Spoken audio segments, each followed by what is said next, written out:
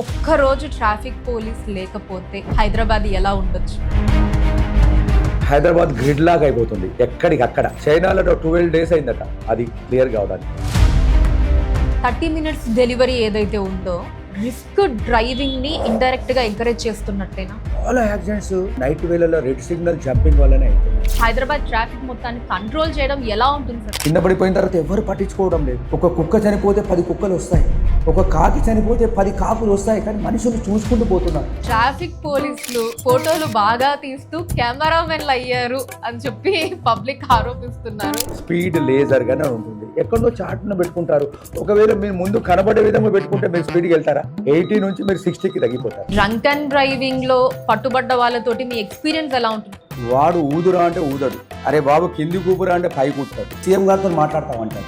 New year రోజు గురించి మాట్లాడాలని ఉంది సార్. అందరికీ హ్యాపీ న్యూ ఇయర్ ఉంటుందో కానీ పోలీసు వారికి మాత్రం ఆ రోజు హ్యాపీ న్యూ ఇయర్ ఉండదు. తాగండి, ఎంజాయ్ చేయండి, మాకు దొరికారు, ఆ యమధర్మరాజు మాత్రం దొరకకండి రా అని చెప్తారు. ట్రాఫిక్ సమస్య ఉంది అనేది మీకు ఎలా కమ్యూనికేట్ అవుతుంది? ICCC అని ఉంది ఒకటి, మన తెలంగాణ మొత్తంలో ఎక్కడ ఏ మూలకు ఏం జరుగుతుందో కూడా తెలుస్తుంది. బైక్ యాక్సిడెంట్ హెల్మెట్ లేకపోతే ఇంకా స్కల్ కి మనకి దెబ్బ తగిలి డెత్ ఛాన్సెస్ ఎక్కువ. H అంటే హెడ్, E అంటే ఐ, L అంటే లిప్స్, M అంటే మౌత్, E అంటే ఇయర్, T అంటే టీత్. వీటన్నిటిని కాపాడేది హెల్మెట్. ఫ్యూచర్ లో హైదరాబాద్ ట్రాఫిక్ ఎలా ఉండబోతోంది అంటారు సార్? ఏమన్నా తగ్గే ఛాన్సెస్ ఉన్నాయా? కొంచెం ఎంత టెక్నాలజీ వచ్చినా, ఎంత AI వచ్చినా, ఎన్ని సిగ్నల్స్ వచ్చినా, ఎన్ని CC కెమెరాలు పెట్టినా, ఎంతమంది ట్రాఫిక్ పోలీసులు పెట్టినా కానీ పౌరుల్లో మార్పు వచ్చినప్పుడే, పౌరులు ట్రాఫిక్ రూల్స్ పాటించినప్పుడే మనం ఫ్రీగా ఉండబోతున్నాం.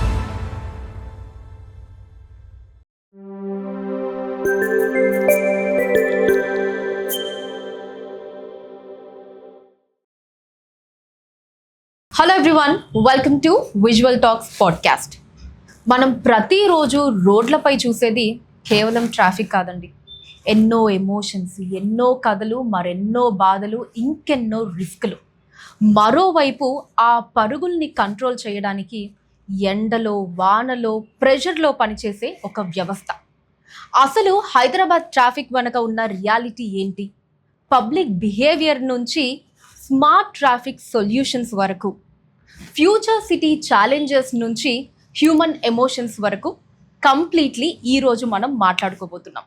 అండ్ ఎస్, ఆ డీటెయిల్స్ అన్ని మాట్లాడడానికి మనతో పాటు traffic ACP Tirumalagiri division Malkajgiri commissionerate Gandla Shankar Raju garu ఉన్నారు. మాట్లాడదాం. హలో సార్, నమస్తే. నమస్తే, welcome to Visual Talks podcast. Thank you. ఎలా ఉన్నారు సార్? చాలా బాగుంది. సో సార్, హైదరాబాద్లో 95 లక్షల వాహనాలు ఉన్నాయి. ఇందులో వీక్ డేస్లో 65 లక్షల వాహనాలు తిరుగుతాయి, వీకెండ్స్లో 45 లక్షల వాహనాలు తిరుగుతాయి. ఇక ప్రతిరోజు 3000 కొత్త వాహనాలు రిజిస్టర్ అవుతాయి. సో ఈ ట్రాఫిక్ మొత్తాన్ని, హైదరాబాద్ ట్రాఫిక్ మొత్తాన్ని కంట్రోల్ చేయడం ఎలా ఉంటుంది సార్? పెద్ద యుద్ధంలా ఉంటుందా? చాలా యుద్ధంలా ఉంటుంది. హైదరాబాద్లో ట్రాఫిక్ నియంత్రించడం అనేది పెద్ద సవాల్.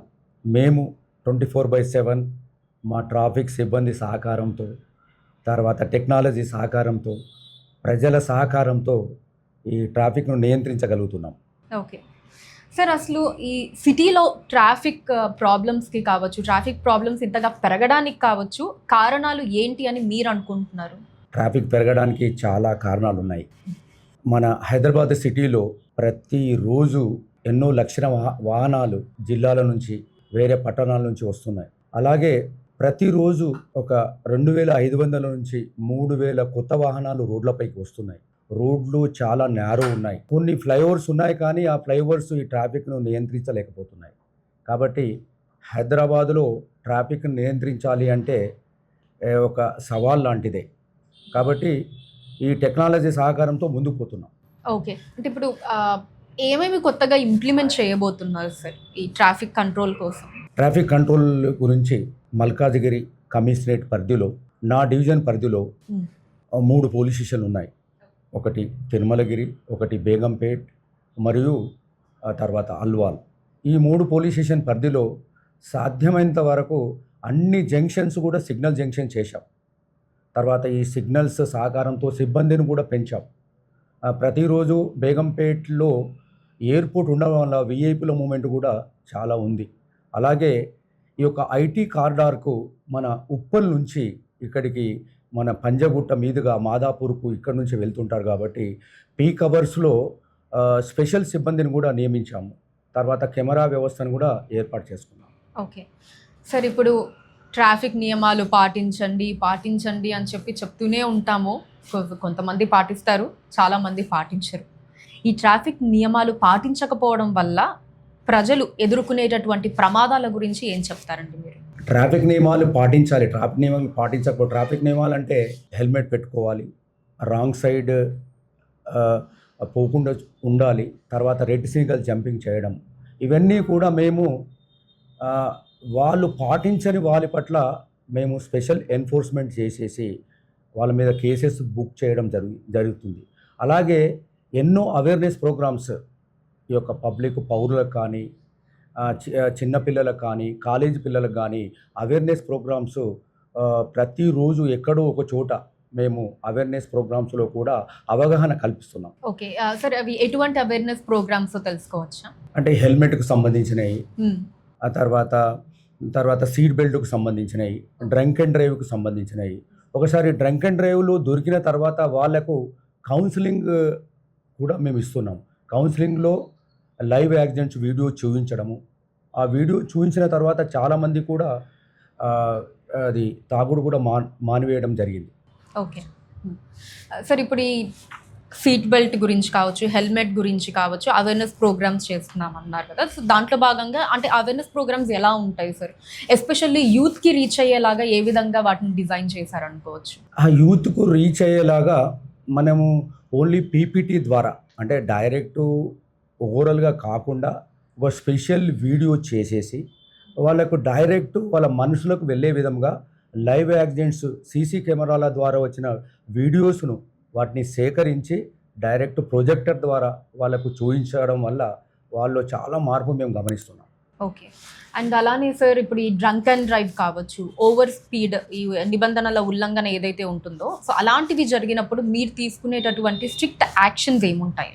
డ్రంక్ అండ్ డ్రైవ్ కానీ ఓవర్ స్పీడ్ కానీ వాళ్ళు మాకు చేస్తూ దొరికినప్పుడు వాళ్ళ వాహనాన్ని సీజ్ చేయడం, వారిని కౌన్సిలింగ్కు పిలిపించడం, కౌన్సిలింగ్ అయిన తర్వాత కోర్టుకు పంపి భారీ జరిమానాలు, తర్వాత వారికి అవసరం ఉంటే జైలు శిక్ష పడే విధంగా చూస్తున్నాం. ఓకే సార్, ఇప్పుడు ఈ డ్రంక్ అండ్ డ్రైవ్ కూడా అంటే ఫస్ట్ జస్ట్ మొదటిసారి దొరికినప్పుడు స్ట్రిక్ట్ యాక్షన్స్ ఉండకపోవచ్చు కదండి. అంటే అది ఎలా ఉంటుంది ఫస్ట్ టైం, సెకండ్ టైం, దాన్ని ఒకసారి చెప్తారా? డ్రంక్ అండ్ డ్రైవ్ అందరికీ అవగాహన వచ్చే విధంగా. రైట్. డ్రంక్ అండ్ డ్రైవ్ అనేది జనరల్గా 100 ml ఆల్కహాల్లో 30 mg వస్తే దట్ ఈజ్ అఫెన్స్. ఓకే, అది మొదటిసారి దొరికినప్పుడు మామూలుగానే ఉంటుంది చట్టపరంగా. మొదటిసారి దొరికినప్పుడు అతను కౌన్సిలింగ్ ఎవరి ఫ్రెండ్నైనా తీసుకొని వెళ్ళొచ్చు, కౌన్సిలింగ్ జరుపుకొని మళ్ళీ కోర్టుకు పోయి తక్కువ శిక్ష ఉంటుంది, తక్కువ జరిమానా ఉంటుంది. అలా రెండవసారి దొరికినప్పుడు కంపల్సరీ జైలు శిక్ష ఉంటుంది. కౌన్సిలింగ్ కంపల్సరీ భార్య కానీ తల్లిదండ్రులు కానీ వెళ్ళాల్సి వస్తుంది. కాబట్టి సెకండ్ టైం కానీ థర్డ్ టైం దొరికినప్పుడు వారికి భారీ జరిమానాలు ఉంటున్నాయి, జైలు శిక్షలు ఉంటున్నాయి. ఒక్కొక్కసారి వాళ్ళ భార్యను కానీ తల్లిదండ్రులను తీసుకురావాలంటే వాళ్ళకు సిగ్గుచేటుగా భావించి చాలా వరకు తాగుడు వారు మానడం మేము గమనించాం. ఓకే, అంటే సార్ ఇప్పుడు ఫస్ట్ టైంకి మీరు అన్నట్టు జరిమానా అది ఉంటుందంతే కౌన్సిలింగ్. సెకండ్ టైంకి జైలు శిక్ష పడే ఛాన్సెస్ ఉంటాయి అంటారు? 100% ఉంటాయి సెకండ్ టైం. ఓకే, ఎంత ఉంటుంది సార్? ఎంత జైలు శిక్ష పడే ఛాన్సెస్? అంటే చట్టపరంగా ఒక 6 నెలల వరకు ఉంది. మెజిస్ట్రేట్ డిస్క్రిషన్ ప్రకారము 2 రోజులు, 3 రోజులు, 10 రోజులు, 15 రోజులు వాళ్ళ యొక్క బ్లడ్ ఆల్కహాల్ కాంటెంట్ అని ఉంటుంది. బ్లడ్లో ఇప్పుడు 450 వస్తుంది, ఒక్కోసారి 500 వస్తుంది, 200 వస్తుంది, 350 వస్తుంది. దాన్ని బట్టి 15 రోజులు, నెల రోజులు, 2 నెలలు, 3 నెలల వరకు కూడా జైలు శిక్ష మెజిస్ట్రేట్లు వేయడం జరిగింది. సార్ మీరు ఎన్నో కేసెస్ చూస్తూ ఉంటారు మీ కళ్ళ ముందే. నేను ఇంట్రడక్షన్లో కూడా చెప్పాను, అంటే మనం నిజంగా రోడ్డు మీద చూస్తుంది కేవలం ట్రాఫిక్ మాత్రమే కాదు, అసలు ఎంతో మంది వాళ్ళ సర్వస్వాన్ని కోల్పోయిన వాళ్ళు ఉంటారు, జీవితాల్ని కోల్పోయిన వాళ్ళు ఉంటారు, ఎన్నో కన్నీటి వ్యధల్ని, బాధల్ని ఇవన్నీ కూడా చూస్తూ ఉంటాం. యాక్సిడెంట్స్ మూలాన, ట్రాఫిక్ నిబంధనలు పాటించకపోవడం వల్ల కొన్ని జరుగుతూ ఉంటాయి. అవతల వాళ్ళ రెక్లెస్నెస్ వల్ల కూడా వీళ్ళు సఫర్ అయ్యి కొన్ని అలా జరుగుతూ ఉంటాయి. అంత అన్ఫార్చునేట్, ఏం చేయలేదు. సో ఇలాంటి ఇన్సిడెంట్స్లో మీరు దగ్గరగా చూసినవి ఏవైనా, మీ హృదయాన్ని కదిలించిన ఇన్సిడెంట్స్ ఏమైనా ఉన్నాయా? చాలా వరకు ఉన్నాయి. నేను ఎక్కడికి వెళ్ళినా, ఎక్కడ డ్యూటీ చేసినా, రోడ్డు ప్రమాదంలో గాయపడిన వ్యక్తికి చూడగానే నేను వెంటనే స్పందించడం, వాళ్ళని ఇమ్మీడియట్ వాళ్ళు వచ్చే వరకు నా దగ్గర ఫస్ట్ ఎయిడ్ బాక్స్, నా మొబైల్స్ దగ్గర, నా యొక్క ఎస్ఐల దగ్గర, ఇన్స్పెక్టర్ల దగ్గర కంపల్సరీ ఫస్ట్ ఎయిడ్ బాక్స్ ఉంటాయి. అంటే ఎంతోమంది రోడ్డు ప్రమాదంలో bleeding is major cause of death అనమాట. ఆ బ్లీడింగ్ ఎక్కువ, రక్త ప్రసరణ ఎక్కువ పోవడం వల్ల చాలామంది మరణిస్తున్నారు. అటువంటి వాళ్లకు ఫస్ట్ ఎయిడ్ చేయడం, హాస్పిటల్ పంపించడం చాలాసార్లు నేను చేయడం జరిగింది, నా సిబ్బంది కూడా చేయడం జరిగింది. నా సిబ్బంది ఎవరైనా ఆ విధంగా చేస్తే వాళ్ళని వెంటనే సన్మానించడం, వాళ్ళకు రివార్డులు ఇవ్వడం, ఇవన్నీ కూడా వాటిని ఈ విధంగా ప్రోత్సహిస్తున్నాం. సార్ అసలు ఈ డ్రంక్ అండ్ డ్రైవింగ్లో పట్టుబడ్డ వాళ్ళతోటి మీ ఎక్స్పీరియన్స్ ఎలా ఉంటుంది సార్? అంటే కొన్ని సోషల్ మీడియాలలోనే మేము చూసి కొన్ని నవ్వుకుంటూ ఉంటాము, వాళ్ళు మాట్లాడే మాటలు, చేసే చేష్టలు, బట్ మీకైతే అవి చాలా కోపాన్ని, చిరాకుని తెప్పిస్తూ ఉంటాయి కదా. అలాంటి ఎక్స్పీరియన్సెస్ ఏమన్నా మాతో షేర్ చేసుకుంటారా? డ్రంక్ అండ్ డ్రైవ్లో నేను ఇన్స్పెక్టర్గా ఒక 10 years క్రితం నేను సుల్తాన్ బజార్ ఇన్స్పెక్టర్గా పనిచేశాను. అంటే అవి ఎక్స్పీరియన్స్ అవి చెప్పరానివి కూడా అవి. ఓకే. అంటే అంత విపరీతంగా ఉంటాయి. మనము drunk and drive test conduct చేసేటప్పుడు వాడు ఊదురా అంటే ఊదడు, వాడు స్ట్రా ఉంటుంది, ఒక్కోసారి స్ట్రా మింగేస్తాడు ఒక్కోసారి స్ట్రా మింగేస్తాడు. అరే బాబు కింది కూపురా అంటే పై కూతాడు. అలా ఎంత డిఫరెంట్గా ఉంటుంది అంటే చాలా డిఫరెంట్గా ఉంటుంది వాళ్ళ యొక్క ఇది. అప్పుడే నేను సీఎం గారితో మాట్లాడతామంటాడు, ఎమ్మెల్యే గారితో మాట్లాడతామంటాడు. ఇలాంటివే చూస్తూ ఉంటాం సోషల్ మీడియాలో. చాలా ఒక్కోసారి వాళ్ళు బూతులు తిడతాడు. అరే ఎవరు అమ్మమంటారు, బీర్లు ఎవరు అమ్మమంటారు, వైన్స్ ఎవరు అమ్మంటారు, డ్రంక్ అండ్ డ్రైవ్ టెస్ట్ పెడుతున్నారు, రేవంత్ రెడ్డి చెప్తాను ఇప్పుడే ఫోన్ అట్లా. ఆ విధంగా కొద్దిమంది లేడీస్ అయితే ఊదరు. ఇక్కడ జూబ్లీ హిల్స్ ప్రాంతంలో అయితేనేమి, బంజారా హిల్స్ ప్రాంతంలో అయితేనేమి, అక్కడ లేడీసే ఎక్కువ మంది దొరుకుతారు. వాళ్ళు చూడడము, వాళ్ళు బూతులు తిట్టడము, అవసరం ఉంటే కాళ్ళతో తన్నడము, లేడీస్ కూడా విపరీతంగా చేస్తారు. మరి ఎలా డీల్ చేస్తారు? వాళ్ళని డీల్ చేయాలంటే మళ్ళీ ఉమెన్ పోలీసులను పిలవడం, వాళ్ళని చెక్ చేయించడం, అవసరం ఉంటే పోలీస్ స్టేషన్కి తీసుకెళ్ళడం, వాళ్ళ మీద ఎఫ్ఐఆర్ చేయించడం, వాళ్ళు కొద్దిగా తాగింది దిగే వరకు ఆగడం, తర్వాత టెస్ట్ చేయడం, ఇవన్నీ చేస్తుంటాం. సార్ అంటే ఈ సందర్భంగా ఇప్పుడు దీని గురించి మనం మాట్లాడుకుంటున్నాం కాబట్టి నాకు న్యూ ఇయర్ రోజు గురించి మాట్లాడాలని ఉంది సార్. అసలు ఆ రోజు ఇంకా మనం చూడొచ్చు, న్యూ ఇయర్ పాపం అందరూ హ్యాపీగా న్యూ ఇయర్ సెలబ్రేట్ చేసుకుంటూ ఉంటారు, బట్ మీరు మాత్రం మా కోసం రోడ్ల మీద మీకు న్యూ ఇయర్ ఉండదు, ఏమీ ఉండదు. ఆ రోజు నాకు తెలిసి ఇంకా ఎక్స్ట్రా డ్యూటీ ఉంటుందేమో, ఎందుకంటే వీళ్ళందరినీ కంట్రోల్ చేయడానికి, పబ్లిక్ న్యూసెన్స్ని కంట్రోల్ చేయడానికి. ఆ రోజు ఎలా ఉంటుంది సార్ మీకు? ఆ న్యూ ఇయర్ రోజు మీ డ్యూటీస్ కావచ్చు, మీరు ఫేస్ చేసేటటువంటి అనుభవాలు కావచ్చు, ఇవి చెప్పండి సార్. అందరికీ హ్యాపీ న్యూ ఇయర్, కానీ పోలీసు వారికి హ్యాపీ న్యూ ఇయర్ లేదు. ఆ రోజు మేము డిఫరెంట్ టీమ్స్ ఆ రోజు కంపల్సరీ 9 గంటల నుంచి స్టార్ట్ చేస్తాం. 9 గంటల నుంచి 3 గంటల వరకు స్టార్ట్ అయితేనే ఉంటుంది, తెల్లారి వరకు దొరుకుతూనే ఉంటారు. ఎన్నిసార్లు మా కమిషనర్ గారు, మా యొక్క డిప్యూటీ కమిషనర్ గారు ఎన్ని చెప్పినా కానీ తాగండి, ఎంజాయ్ చేయండి, హ్యాపీ న్యూ ఇయర్ విషయం చెప్పుకోండి, కానీ తాగి బండి నడపకండి అని ఎన్నిసార్లు చెప్పినా కానీ వాళ్ళు వినరు. వాళ్ళు దొరుకుతూనే ఉంటారు కంటిన్యూ. మిగతా రోజుల కంటే అదే రోజు ఎక్కువ మంది దొరుకుతుంటారు. ఆ రోజు ఫ్లైఓవర్స్ మీదకి వెళ్ళి కింద పడతారనే ఉద్దేశంతో ఫ్లైఓవర్స్ కూడా క్లోజ్ చేయడం జరుగుతుంది. కాబట్టి అందరికీ హ్యాపీ న్యూ ఇయర్ ఉంటుందో కానీ పోలీస్ వారికి మాత్రం ఆ రోజు హ్యాపీ న్యూ ఇయర్ ఉండదు. అసలు మీకు పాపం మీ స్టాఫ్ వీళ్ళతోనే న్యూ ఇయర్, మా స్టాఫ్ వాళ్ళతోనే అక్కడనే కేక్ తెప్పించుకోవడం, అక్కడనే హ్యాపీ న్యూ ఇయర్ చెప్పుకోవడం, ఆ డ్రంక్ అండ్ డ్రైవ్ వాళ్ళతో కూడా ఒక్కొక్కసారి హ్యాపీ న్యూ ఇయర్ చెప్పిస్తాం. అరే కొత్త సంవత్సరంలో తాగకండి రా బాబు, ఇప్పటికైతే తాగారు, ఏదో దొరికారు, ఓకే, మాకు దొరికారు, ఆ యమధర్మరాజు మాత్రం దొరకకండి రా అని చెప్తాం. కొంతమంది ఉంటారు సార్, అంటే కోఆపరేటివ్ గా ఉంటారా? దొరికిన వాళ్ళు కోఆపరేటివ్ గా ఉంటారు. చాలా మంది కొద్దిమంది కోఆపరేట్ ఉంటారు, చాలామంది కోఆపరేట్ చేయరు. అప్పుడు బీభత్సంగా ఉంటుంది. వాళ్ళను నచ్చ చెప్పడం, ఊదించడం, వాళ్ళ వెహికల్ అప్పుడే తీసుకెళ్తా అంటారు. జనరల్గా తాగిన వ్యక్తికి వెహికల్ ఇవ్వరు. ఎందుకోసం అంటే మళ్ళీ అది తాగిన తర్వాత మళ్ళీ తీసుకెళ్ళి ఎక్కడైనా యాక్సిడెంట్ చేస్తాడేమో అని అతని ప్రాణాన్ని మనం కాపాడడం అనమాట. పోలీసు వారు ఏంటంటే అతని ప్రాణాన్ని కాపాడడం. కానీ అతనికి సంబంధించిన వాళ్ళు ఎవరైనా వస్తే డ్రైవింగ్ లైసెన్స్ ఉన్న వాళ్ళకు అదే రోజు వెహికల్ ఇవ్వడం జరుగుతుంది. ఓకే. ఇవి కూడా చాలా మందికి అవగాహన ఉండదు సార్. అంటే ఈ చిన్న చిన్నవి కూడా అసలు ఏంటి, ఒకవేళ నిజంగా తప్పు జరిగినా మనం చేయాల్సిన పనులు ఏంటి, మన బాధ్యతలు ఏంటి, ఇవి కూడా చాలా మందికి అవగాహన ఉండదు. చాలామందికి అవగాహన లేదంటే ignorance of law is not excusable. Law గురించి, చట్టాల గురించి తెలుసుకోవాలి, పౌరుల బాధ్యత. మేము ఈ యొక్క చట్టాలకు, మోటార్ వెహికల్ వాహనాల చట్టం ప్రకారం మోటార్ వెహికల్ రూల్స్కు ఎన్నో అవేర్నెస్ ప్రోగ్రామ్స్ కూడా చేయడం జరిగింది. కానీ ఎవరు వినరు. పట్టుకున్న తర్వాతనే తెలుస్తాయి వాళ్ళకి చట్టాలు. సార్ అలానే డ్రంక్ అండ్ డ్రైవ్స్లో ఒకసారి చాలా మంది సెలబ్రిటీస్ కూడా దొరుకుతూ ఉంటారు. అవి ఇంకా న్యూస్లో రావడం, ఇష్యూస్ అవ్వడం, ఇవన్నీ జరుగుతూ ఉంటాయి కదా. సో ఆ ట్రీట్మెంట్ కావచ్చు, మీరు మాట్లాడేది ఎలా ఉంటుంది సార్? నార్మల్ పబ్లిక్తో మాట్లాడినట్టే ఉంటుందా, లేదా సెలబ్రిటీస్ కాబట్టి ఏమన్నా ఎక్స్క్యూజెస్ అవి ఉంటాయా?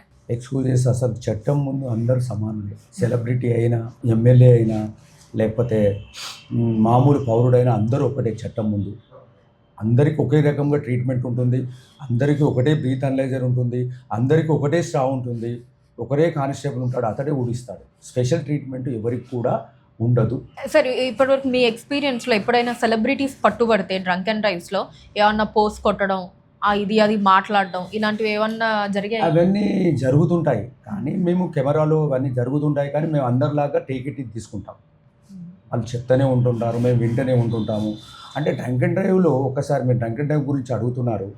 కంటిన్యూ ఒకసారి 10 o'clock స్టార్ట్ అయిన తర్వాత 1 o'clock వరకు ప్రతి ఒక్కరు వేధిస్తూనే ఉంటారు. మా వెహికల్ ఇవ్వమని చెప్పేసి, మమ్మల్ని వదిలిపెట్టమని చెప్పేసి, అట్లా చాలా వరకు వేధిస్తుంటారు. అదొక యుద్ధం లాంటిది. డ్రంక్ అండ్ డ్రైవ్ అనేది యుద్ధం లాంటిది. Okay sir, fine. And sir seat belt గురించి మాట్లాడుకుంటే, ఇంపార్టెన్స్ ఆఫ్ సీట్ బెల్ట్ గురించి కొన్ని సందర్భాల్లో మనము కార్ అసలు నుజ్జు అయిపోయినా సరే మనిషి సేఫ్గా బయటపడడం చూస్తాము సీట్ బెల్ట్ మూలాన. ఇంకొన్ని సందర్భాల్లో పెట్టుకోకపోవడం మూలాన మనకు అది కొంచెం చిన్న యాక్సిడెంట్ అయినా ప్రాణాలు పోయేటటువంటి సిచ్యువేషన్లు కూడా మనం అబ్జర్వ్ చేస్తూ ఉంటాం. అసలు ఈ సీట్ బెల్ట్ ఇంపార్టెన్స్ గురించి ఏం చెప్తారు? సీట్ బెల్ట్ అనేది చాలా ఇంపార్టెంట్. కారులో ముందున్న వ్యక్తులకు, వెనుక ఉన్న వ్యక్తులకు. చాలామంది సీట్ బెల్ట్ పెట్టుకోకపోవడం వల్ల, హై స్పీడ్ పోవడం వల్ల ముందుకు ఎగిరి ఒక ముందు అద్దం నుంచి బయటపడి పడిపోయి మరణించిన సందర్భాలు ఎన్నో ఉన్నాయి.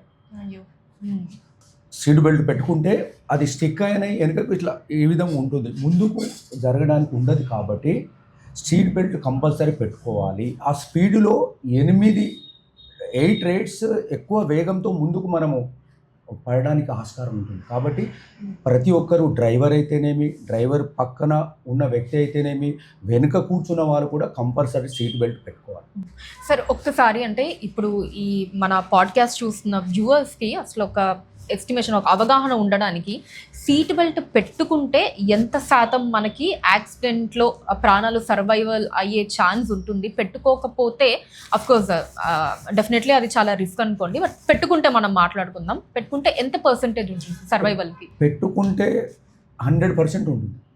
100% ఉంటుంది. ఎందుకంటే మనం స్పీడ్గా 100, ఇప్పుడు హైవేస్, ఎక్స్ప్రెస్ హైవేస్ అయితేనేమి, గ్రీన్ ఫీల్డ్ హైవేస్ అయితేనేమి, ఓఆర్ఆర్ మీద అయితేనేమి, కంపల్సరీ సీట్ బెల్ట్ పెట్టుకోకపోవడం వల్ల 100% డెత్స్ అవుతున్నాయి. ఆ సర్వైవ్ అవ్వడానికి లేదు. ఎందుకోసం అంటే 8 రెట్ల వేగంతో ముందుకు పడిపోతారు. ముందుకు పడిపోయి రోడ్డు పైన పడిపోవడం, హెడ్ ఇంజరీ కావడం, కాళ్ళు చేతులు విరిగిపోవడం చాలా వరకు జరుగుతాయి. కాబట్టి సీట్ బెల్ట్ పెట్టుకుంటే 100% అతనికి అది భద్రత ఉంటుంది.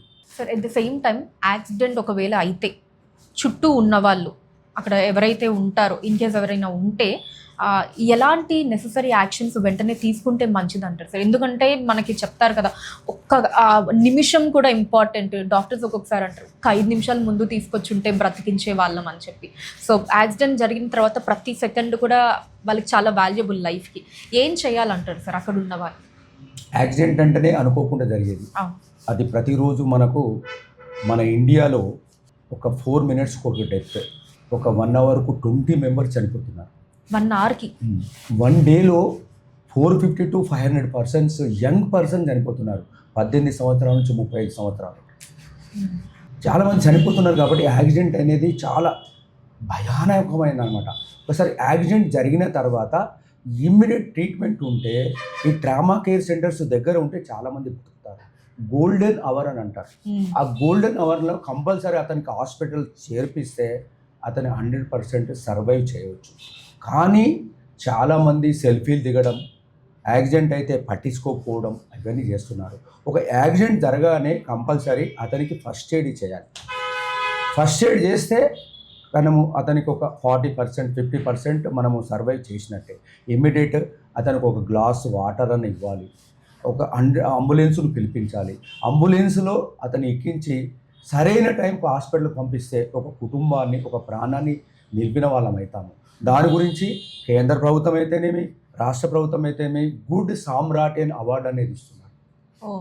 ఆ ఫోటో తీసి అందులో అప్లోడ్ చేస్తే కన్సర్న్ డిపార్ట్మెంట్ వాళ్ళు, అంటే రోడ్డు ప్రమాదంలో ఎందుకు ఎక్కువ మంది చనిపోతున్నారంటే సరైన టైంకు ట్రీట్మెంట్ అందడం లేదు.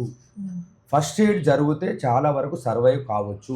సార్ దీంట్లో చాలా మటుకు అవతల వాళ్ళకి ఇప్పుడు మనం పోలీస్ స్టేషన్లో చుట్టూ తిరగాలి ఇప్పుడు అన్న ఒక చిన్న దాంతో కూడా జంకుతూ ఉంటారు కదా. అటువంటి ఏం లేవు. ఇంతకుముందు ఒకసారి ఉండే మీరు అన్నట్టు. ఎందుకోసం అంటే ఒకవేళ అతనికి సహాయం చేస్తే పోలీస్ వాళ్ళు సాక్షులుగా మమ్మల్ని పేర్కొంటారు.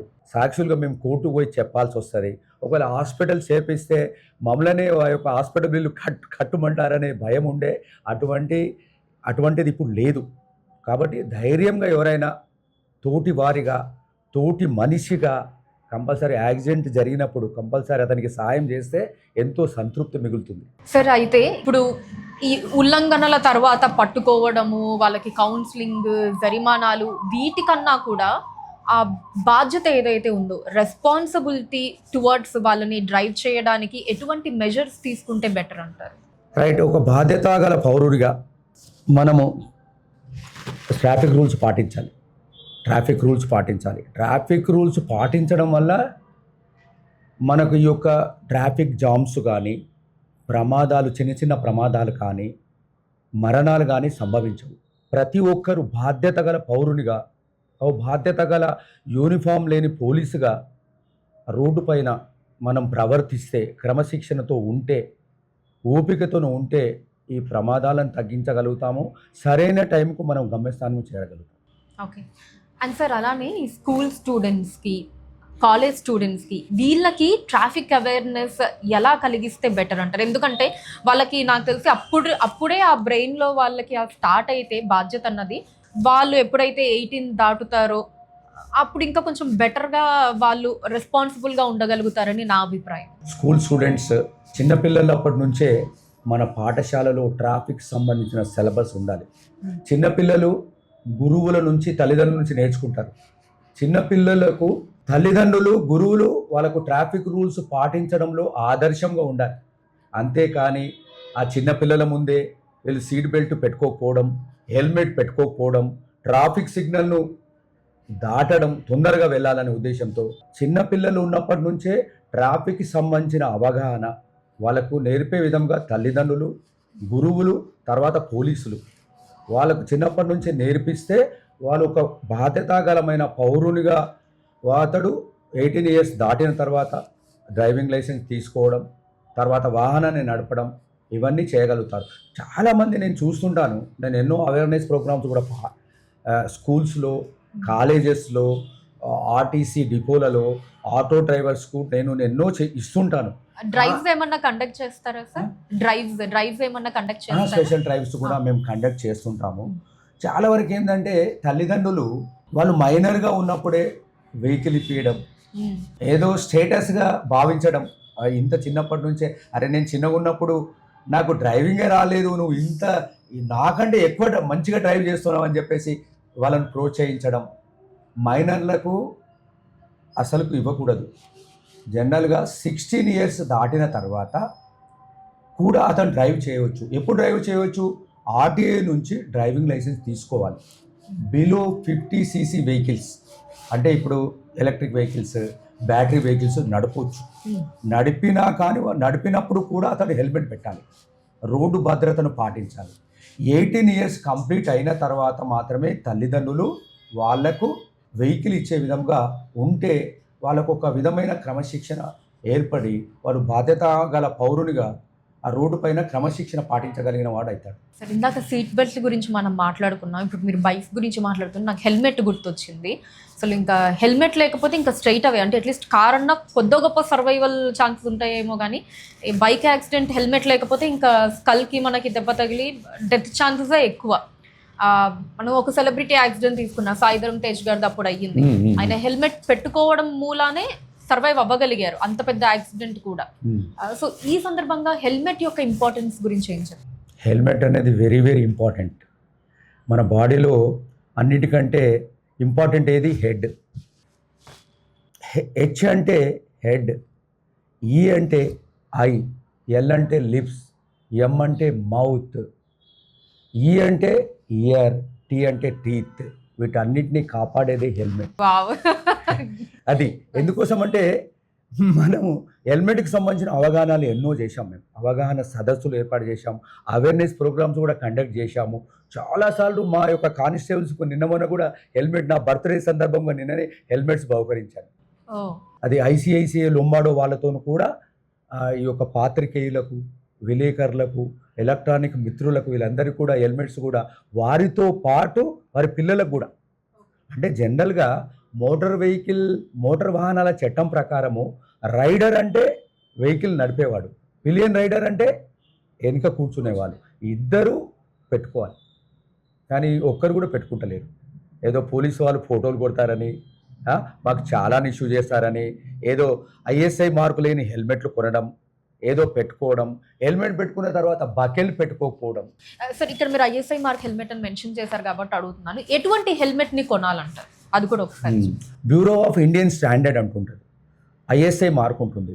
ఒకటి 1100, అదొక వెయిట్ కూడా కరెక్ట్ ఉండాలి. చాలామంది మార్కెట్లో టమాటాలు, వంకాయలు ఏదేదో బేరం చేసినట్టు హెల్మెట్లను కూడా బేరం చేసి పెట్టుకుంటున్నారు, ఏదో అట్లా గుమ్మడికాయ చిప్పలాగా.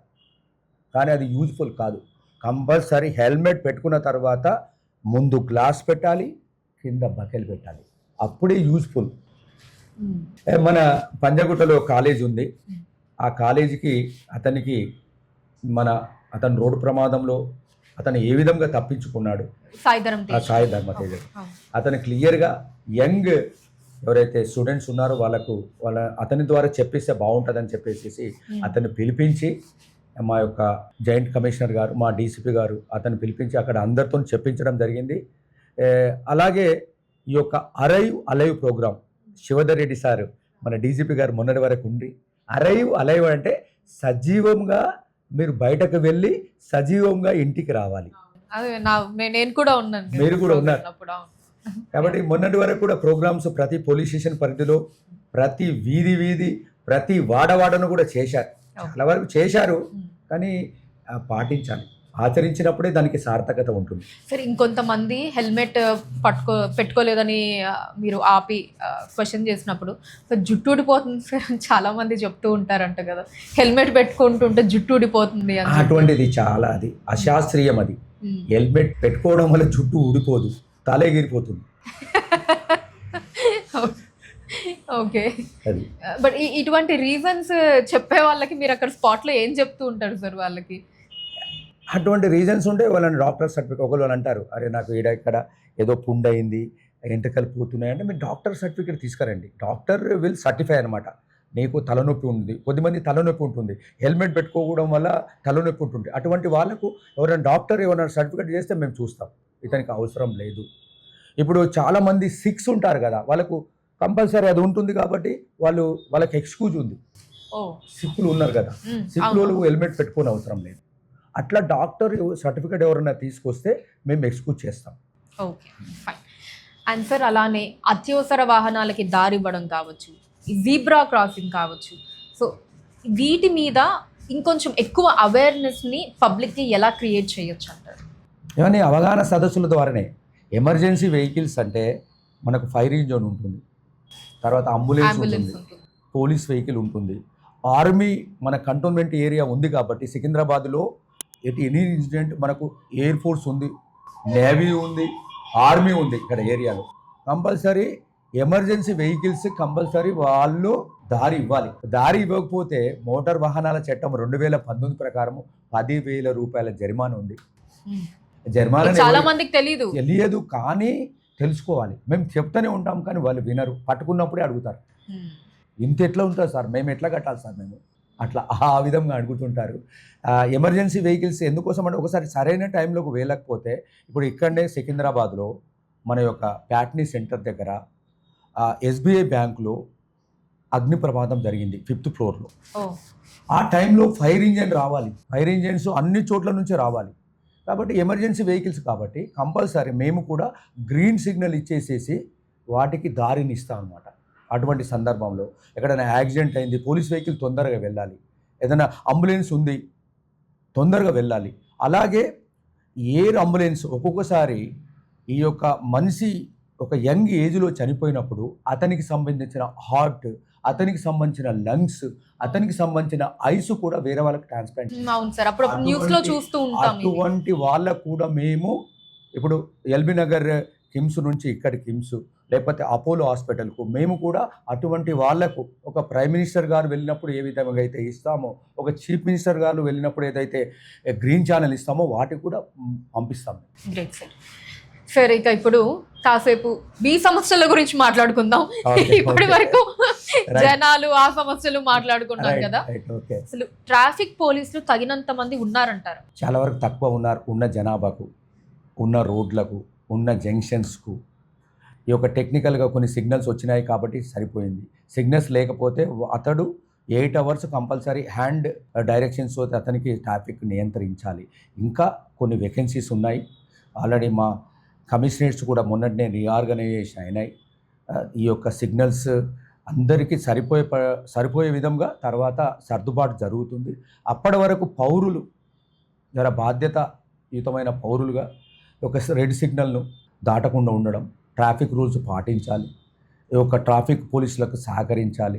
ట్రాఫిక్ పోలీసు ఉన్నా లేకున్నా దాన్ని గౌరవిస్తే ఎలాంటి ప్రమాదాలు జరగవు, సరైన టైంకు వెళ్ళగలుగుతారు. ఆరెంజ్ సిగ్నల్ని కూడా గ్రీన్ సిగ్నల్ లానే చూసేస్తూ ఉంటారు కదా సార్, దాన్ని ఏమంటారు మీరు? ఆరెంజ్ సిగ్నల్ అంటే ఫస్ట్ రెడ్ సిగ్నల్ ఉంటుంది, గ్రీన్ సిగ్నల్ అయిపోయిన తర్వాత ఆరెంజ్ సిగ్నల్ ఉంటుంది కదా. ఆరెంజ్ సిగ్నల్ ఇమ్మీడియట్ పోయి మళ్ళీ గ్రీన్ వస్తుంది. కాబట్టి దాని నుంచి ఆరెంజ్ సిగ్నల్ ముందే వెళ్ళిపోవాలని చెప్పేసి ఫాస్ట్గా వెళ్ళిపోతుంటారు. అటువంటి సందర్భాల్లో చాలా యాక్సిడెంట్ జరుగుతాయి. అయినా సీసీ కెమెరాలు ఉంటాయి, అన్నీ క్యాప్చర్ చేస్తాయి. క్యాప్చర్ చేసి చాలాను కూడా జనరేట్ చేసేసి వాళ్ళ ఇంటికి కూడా పంపడం జరుగుతుంది. అయినా వారిలో మార్పు రావడం లేదు. అండ్ సార్, సో ఇందాక చెప్పారు ట్రాఫిక్ పోలీసులు ఉన్నారా తగినంత మంది అంటే లేరు అని చెప్పారు. మరి ఈ డ్యూటీ టైమింగ్స్ ఎలా ఉంటాయి సార్ మీవి? డ్యూటీ టైమ్స్ మనకు మార్నింగ్ 8 నుంచి 2, 2 నుంచి 10. 8 నుంచి 2 వరకు ఉన్న వాళ్ళు ఫస్ట్ అంటే మనకు 9 o'clock నుంచి స్కూల్స్ స్టార్ట్ అయ్యి తర్వాత ఆఫీస్లోకి వెళ్తుంటారు. అది పీక్ అవర్గా ఇచ్చేస్తాం. పీక్ అవర్లో మనకు కంపల్సరీ ఆడ ఉండి ట్రాఫిక్ను నియంత్రించడం, రెగ్యులేట్ చేయడం.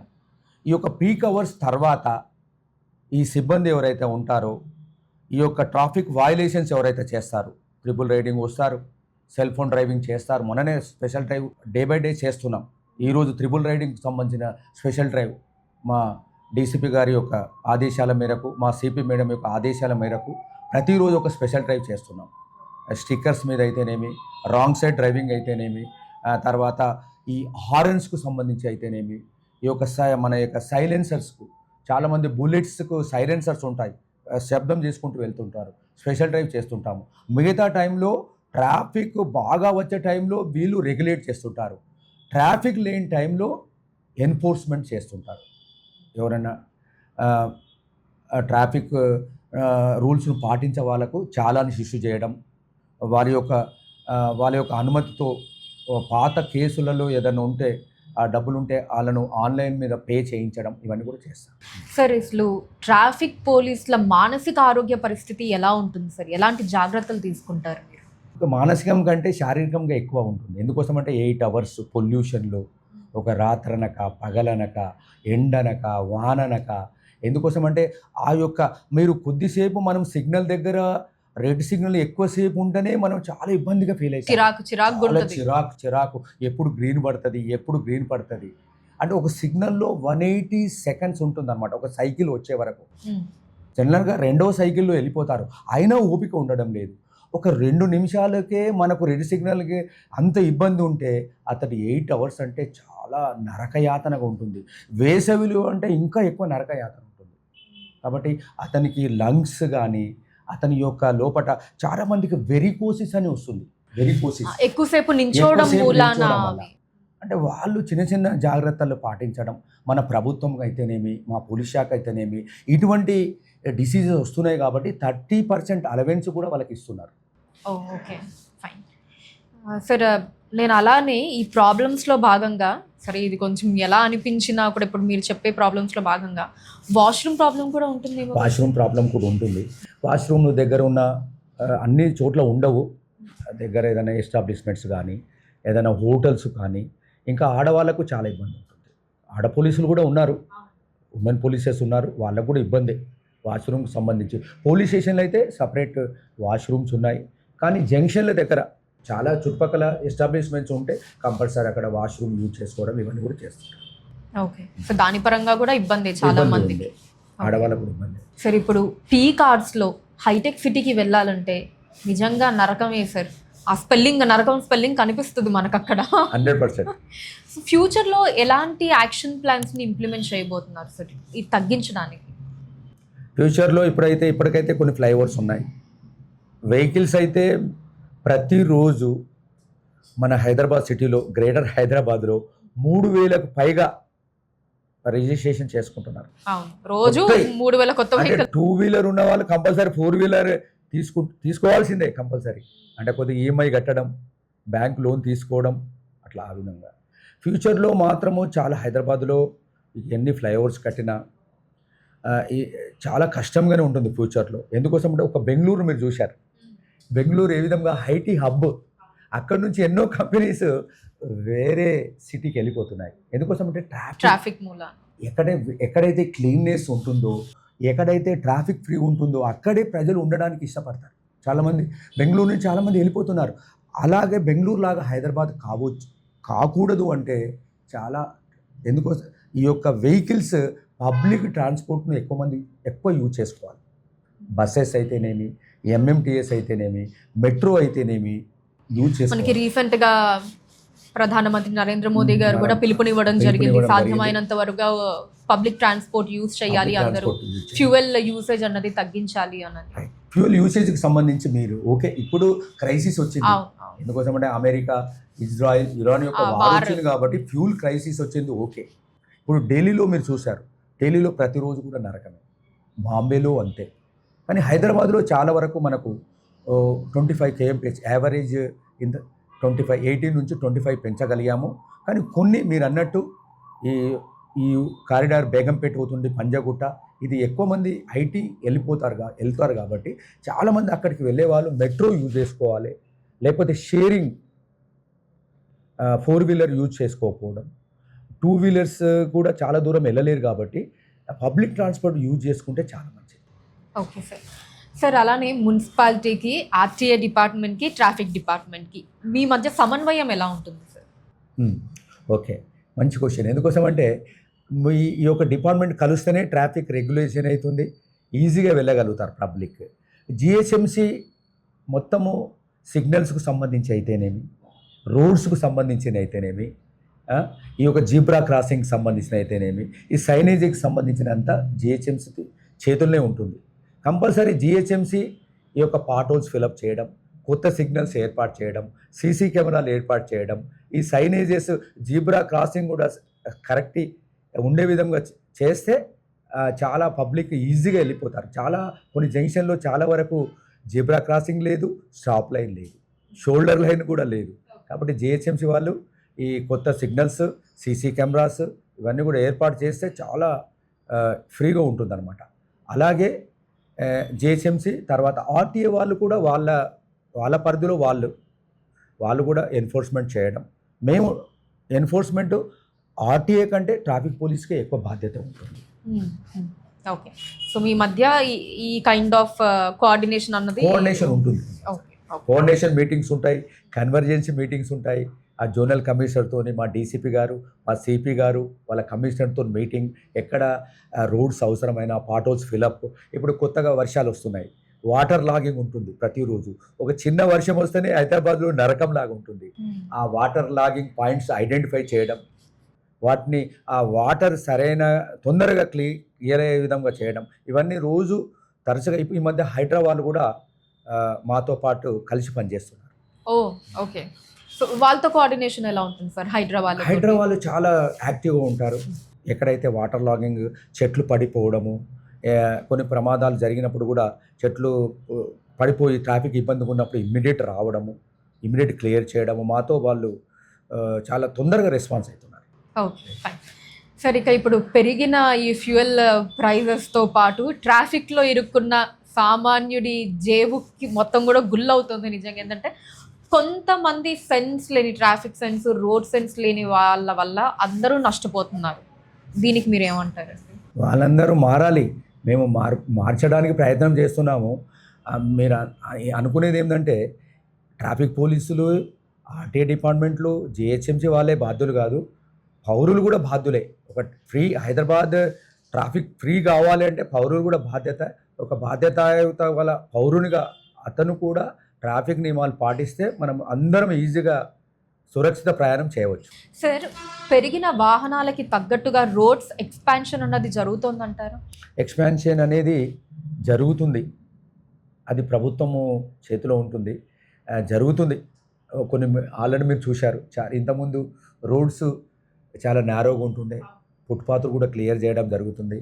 తర్వాత ఫ్లైఓవర్స్ కూడా, కొత్త ఫ్లైఓవర్స్ కూడా వేశారు, ఇంకా ఫ్లైఓవర్స్ కూడా వేస్తూనే ఉన్నారు. ఇప్పుడు మీరు బాలానగర్ చూడండి, బాలానగర్ ఫ్లైఓవర్ లేకముందు చాలా వరకు ట్రాఫిక్ నరకంలాగా ఉంటుంది. ఫ్లైఓవర్ వచ్చి అయిపోయిన తర్వాత మనం ఈజీగా రాగలుగుతున్నాం టువార్డ్స్ కూకుడుపల్లి నుంచి బోయినపల్లి. సార్, కానీ ఫ్లైఓవర్స్ పర్మనెంట్ సొల్యూషన్ అని మీరు అనుకుంటున్నారు? పర్మనెంట్ సొల్యూషన్స్ కావు, టెంపరీ ట్రాఫిక్ పోవడానికి, కానీ పర్మనెంట్ సొల్యూషన్ అయితే కాదు టైప్ ఫ్లైఓవర్స్. అలాగే మన గవర్నమెంట్ కూడా ఇప్పుడు ఇక్కడ కూడా ఈ నా పరిధిలో ఎలివేటెడ్ కారిడార్స్ వర్క్స్ ఉన్నాయి. మన యొక్క ప్యారడైజ్ నుంచి డైరీ ఫామ్ వరకు ఒకవేళ ఎలివేటెడ్ కారిడార్ వర్క్ జరిగితే మనం ఈజీగా నేషనల్ హైవే 44 వెళ్ళిపోవచ్చు. అలాగే ఇక్కడ జేబీఎస్ నుంచి మన యొక్క షామీర్పేట వరకు కూడా ఎలివేటెడ్ కారిడార్ వర్క్ త్వరలో జరగబోతుంది. కాబట్టి ఈ రోడ్స్ కూడా వెడల్పు చేయబోతున్నారు. కాబట్టి ఫ్యూచర్లో ఈ రోడ్డులో వెళ్ళే వరకు ట్రాఫిక్ ఫ్రీగా ఉంటుంది. ఫ్యూచర్లో హైదరాబాద్ ట్రాఫిక్ ఎలా ఉండబోతోంది అంటారు సార్? ఏమన్నా తగ్గే ఛాన్సెస్ ఉన్నాయా కొంచెం అయినా? ఇంకా పెరుగుదల చూస్తామా? ఇంకా పెరుగుదల చూస్తాం. ఎన్ని మెట్రోలు వచ్చినా, ఎన్ని ఫ్లైఓవర్స్ వచ్చినా, ఈ యొక్క పౌరుల్లో మార్పు రాకపోతే, ఈ ప్రతిరోజు కొత్త వెహికల్స్ కొంటున్నారు చూడండి, పర్సనల్ ట్రాన్స్పోర్ట్ తక్కువ చేయగలిగితే హైదరాబాద్ ట్రాఫిక్లో మార్పు వస్తుంది.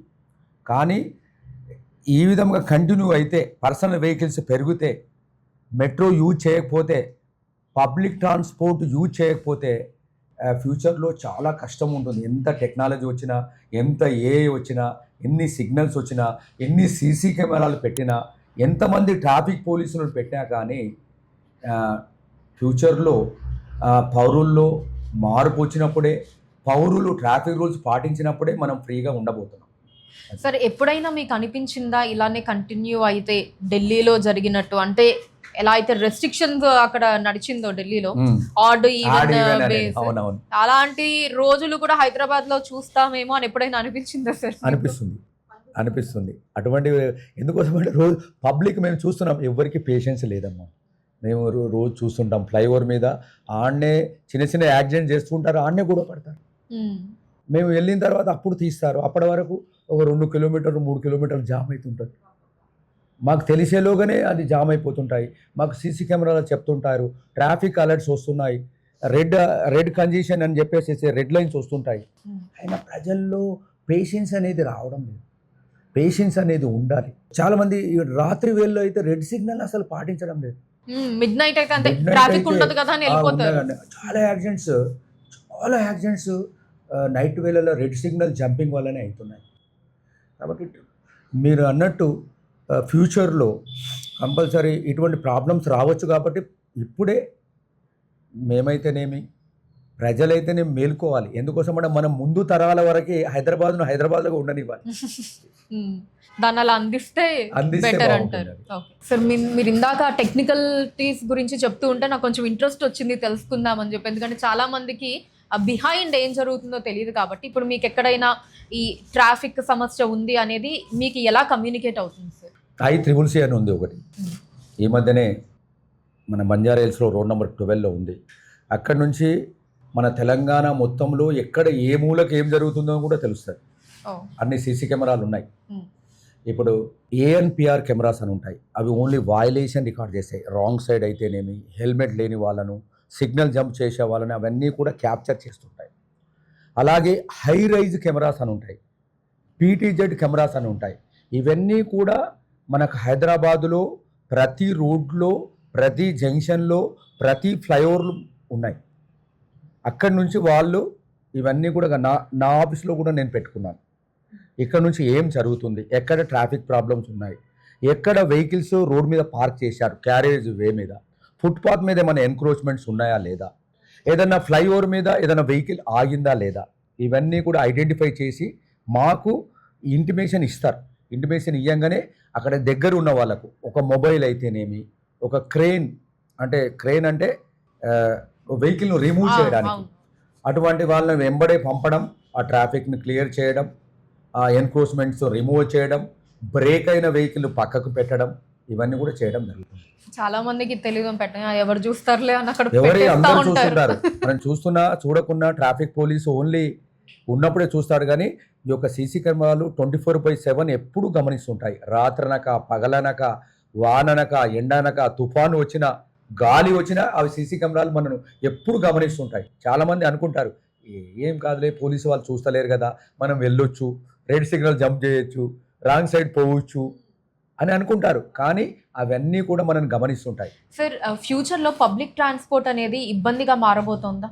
పబ్లిక్ ట్రాన్స్పోర్ట్ ఏమి ఇబ్బందిగా ఏం మారడం లేదు. గవర్నమెంట్ ప్రభుత్వం కూడా ఇంతకుముందు డీజిల్కి సంబంధించిన వెహికల్స్ ఉండే, ఇప్పుడు అన్ని ఎలక్ట్రిక్ వెహికల్స్ కూడా వస్తున్నాయి. ఎలక్ట్రిక్ వెహికల్స్ ఇంకా పెంచుతున్నారు చాలా వరకు. చాలామంది ప్రజలు ఉపయోగించుకోవడం లేదు. ప్రభుత్వ పరంగా చాలా వరకు పబ్లిక్ ట్రాన్స్పోర్ట్ ఉంది, మెట్రో ఉంది. మెట్రో వల్ల 10% ప్రయాణికులు వెళ్తారు కంపల్సరీ.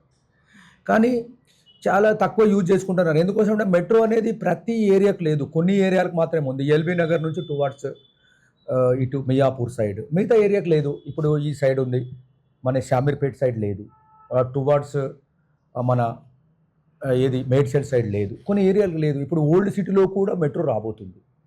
గవర్నమెంట్కు చాలా వరకు పబ్లిక్ ట్రాన్స్పోర్ట్ యూజ్ చేసే విధంగా ఉండాలనే ఉద్దేశంతో కొత్త మెట్రోలు వేయడం, తర్వాత బస్సులను పెంచడం, MMTSలు కూడా ఫ్రీ చేయబోతున్నారని నాకు ఈ మధ్య తెలిసింది. MMTS ప్రతిపాదన ఉంది. ఎందుకోసం అంటే ఈ యొక్క ట్రాఫిక్ కంజెషన్ని తగ్గించాలి, ట్రాఫిక్ ఫ్లోను తగ్గించాలి, ట్రాఫిక్ జాములు లేకుండా చూడాలని కూడా ప్రభుత్వము ఎప్పటికీ అనుకుంటుంది. ఓకే సార్, ఇప్పుడు బెంగళూరులోనే హైదరాబాద్లో కూడా IT ఫ్యూచర్ అన్నది ఇంకా బాగా పెరిగే ఛాన్సెస్ కనిపిస్తున్నాయి. అఫ్కోర్స్ ఇప్పటికీ ఉంది, చాలానే ఉంది, కాదనట్లేదు. కానీ కంపారిటివ్లీ బెంగళూరు అన్నది ఇంకొంచెం IT వైజ్గా ఎక్కువగా చూస్తాం కాబట్టి, సో ఫ్యూచర్లో హైదరాబాద్ కూడా ఆ రేంజ్లో అవ్వబోతోంది. దానికి తగ్గ ప్లాన్స్ ఉన్నాయా మరి ట్రాఫిక్ పరంగా మీ దగ్గర? ట్రాఫిక్ పరంగా ప్లాన్స్ ఉన్నాయి. మా ఆఫీసర్స్ ఎప్పుడు కూడా కొత్త సిస్టాలు, ఇప్పుడు ఏ సిస్టమ్ కూడా ఏదో రాబోతుంది. ట్రాఫిక్ని ఎట్లా నియంత్రించాలి, ఇమ్మీడియట్ ఏ విధంగా ఐడెంటిఫై చేయాలి. మీరు చెప్పారు కదా, యాక్సిడెంట్ అయితే ఇమ్మీడియట్ ఏ విధంగా పోవాలి, ఏ సిస్టాన్ని కూడా మా యొక్క DGP గారు CV ఆనంద్ గారు ట్రాఫిక్ పరంగా చాలా నాలెడ్జ్ ఉన్న వ్యక్తి సారు. చాలా వరకు ఈ మధ్యనే అతను DGPగా పదవిలోకి ఎక్కగానే అందరు కమిషనరేట్, అందరికి పోలీస్ ఆఫీసర్ని పిలవడం, ట్రాఫిక్ని ఏ విధంగా నియంత్రించాలి, ట్రాఫిక్ని ఏ విధంగా రెగ్యులేట్ చేయాలి అనేది కూడా అతనికి చాలా అవగాహన ఉంది. అతను 2010 నుంచి 2013 వరకు ట్రాఫిక్ కమిషనర్ కూడా, ట్రాఫిక్ జాయింట్ అడిషనల్ కమిషనర్ కూడా పనిచేశాడు. అతను ఇప్పుడు కూడా DG గారు ట్రాఫిక్ పరంగా నాలెడ్జ్ ఉంది కాబట్టి మేము ఓవర్కమ్ కాగలుగుతాం. ఓకే ఫైన్ సార్, ట్రాఫిక్ ఎంత పెరుగుతున్నా ఎవ్వరూ కూడా పర్సనల్ వెహికల్స్ కొనడం అనేది తగ్గించడం లేదు. అంటే పబ్లిక్ ట్రాన్స్పోర్ట్ అన్నది తగ్గట్టు ఇప్పుడు వాళ్ళు ఏదైతే అనుకుంటున్నారో వేస్కి కావచ్చు, లేదా ఒక దగ్గర దిగాలి అంటే మళ్ళీ అక్కడి నుంచి అయినా ఏదన్నా బుక్ చేసుకొని వెళ్ళాలి కదా, ఇలా ఆలోచిస్తూ ఉన్నారు. అంటే పబ్లిక్ ట్రాన్స్పోర్ట్ దానికి తగ్గట్టు లేకపోవడం ఒక కారణం అనుకోవచ్చా? పబ్లిక్ ట్రాన్స్పోర్ట్ ఉంది కానీ యూజ్ చేసుకోవడం లేదు. మీరు అన్నట్టు అందరు కూడా కంఫర్ట్గా ఇంటి దగ్గరనే దిగాలి, లగేజ్ ఇంటి దగ్గరనే దించాలి. అంటే ఇంటి దగ్గరికి పోదు కదా, కొన్ని రోడ్స్లో బస్సెస్ అన్నీ కూడా రోడ్డు పైన వెళ్తాయి.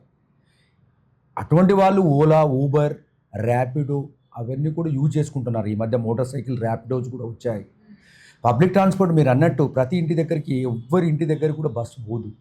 అయినా కానీ మరి ఓవర్కమ్ కావాలంటే పబ్లిక్ ట్రాన్స్పోర్ట్ యూజ్ చేసుకోవాల్సిందే.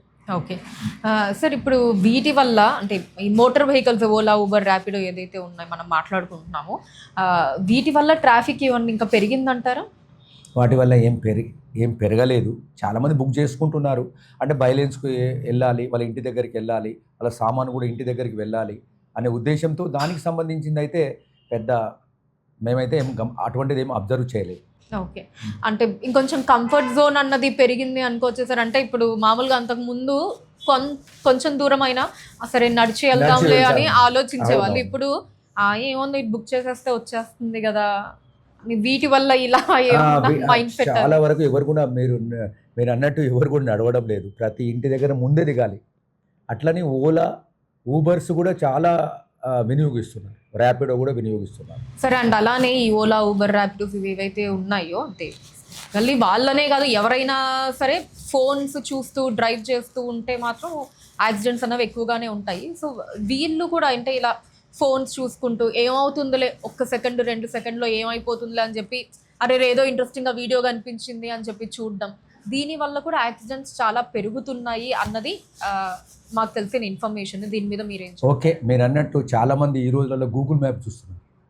గూగుల్ మ్యాప్ చూసేసి నడుపుతున్నారు. అది ఎటు తీసుకెళ్తుందో అటే వెళ్తున్నారు. అది కూడా మీకు ఎందుకోసం అంటే సెల్ ఫోన్ డ్రైవింగ్ అనేది వెరీ సెల్ ఫోన్లో చూసి మనం డ్రైవ్ చేస్తే మన కాన్సన్ట్రేషన్ అంతా దాని మీద ఉంటుంది. దానివల్ల కూడా యాక్సిడెంట్స్ అవుతున్నాయి. కానీ ఓలా, ఊబర్కు సంబంధించిన యాక్సిడెంట్స్ అటువంటిది అయితే మేమైతే ఐడెంటిఫై చేయలేదు.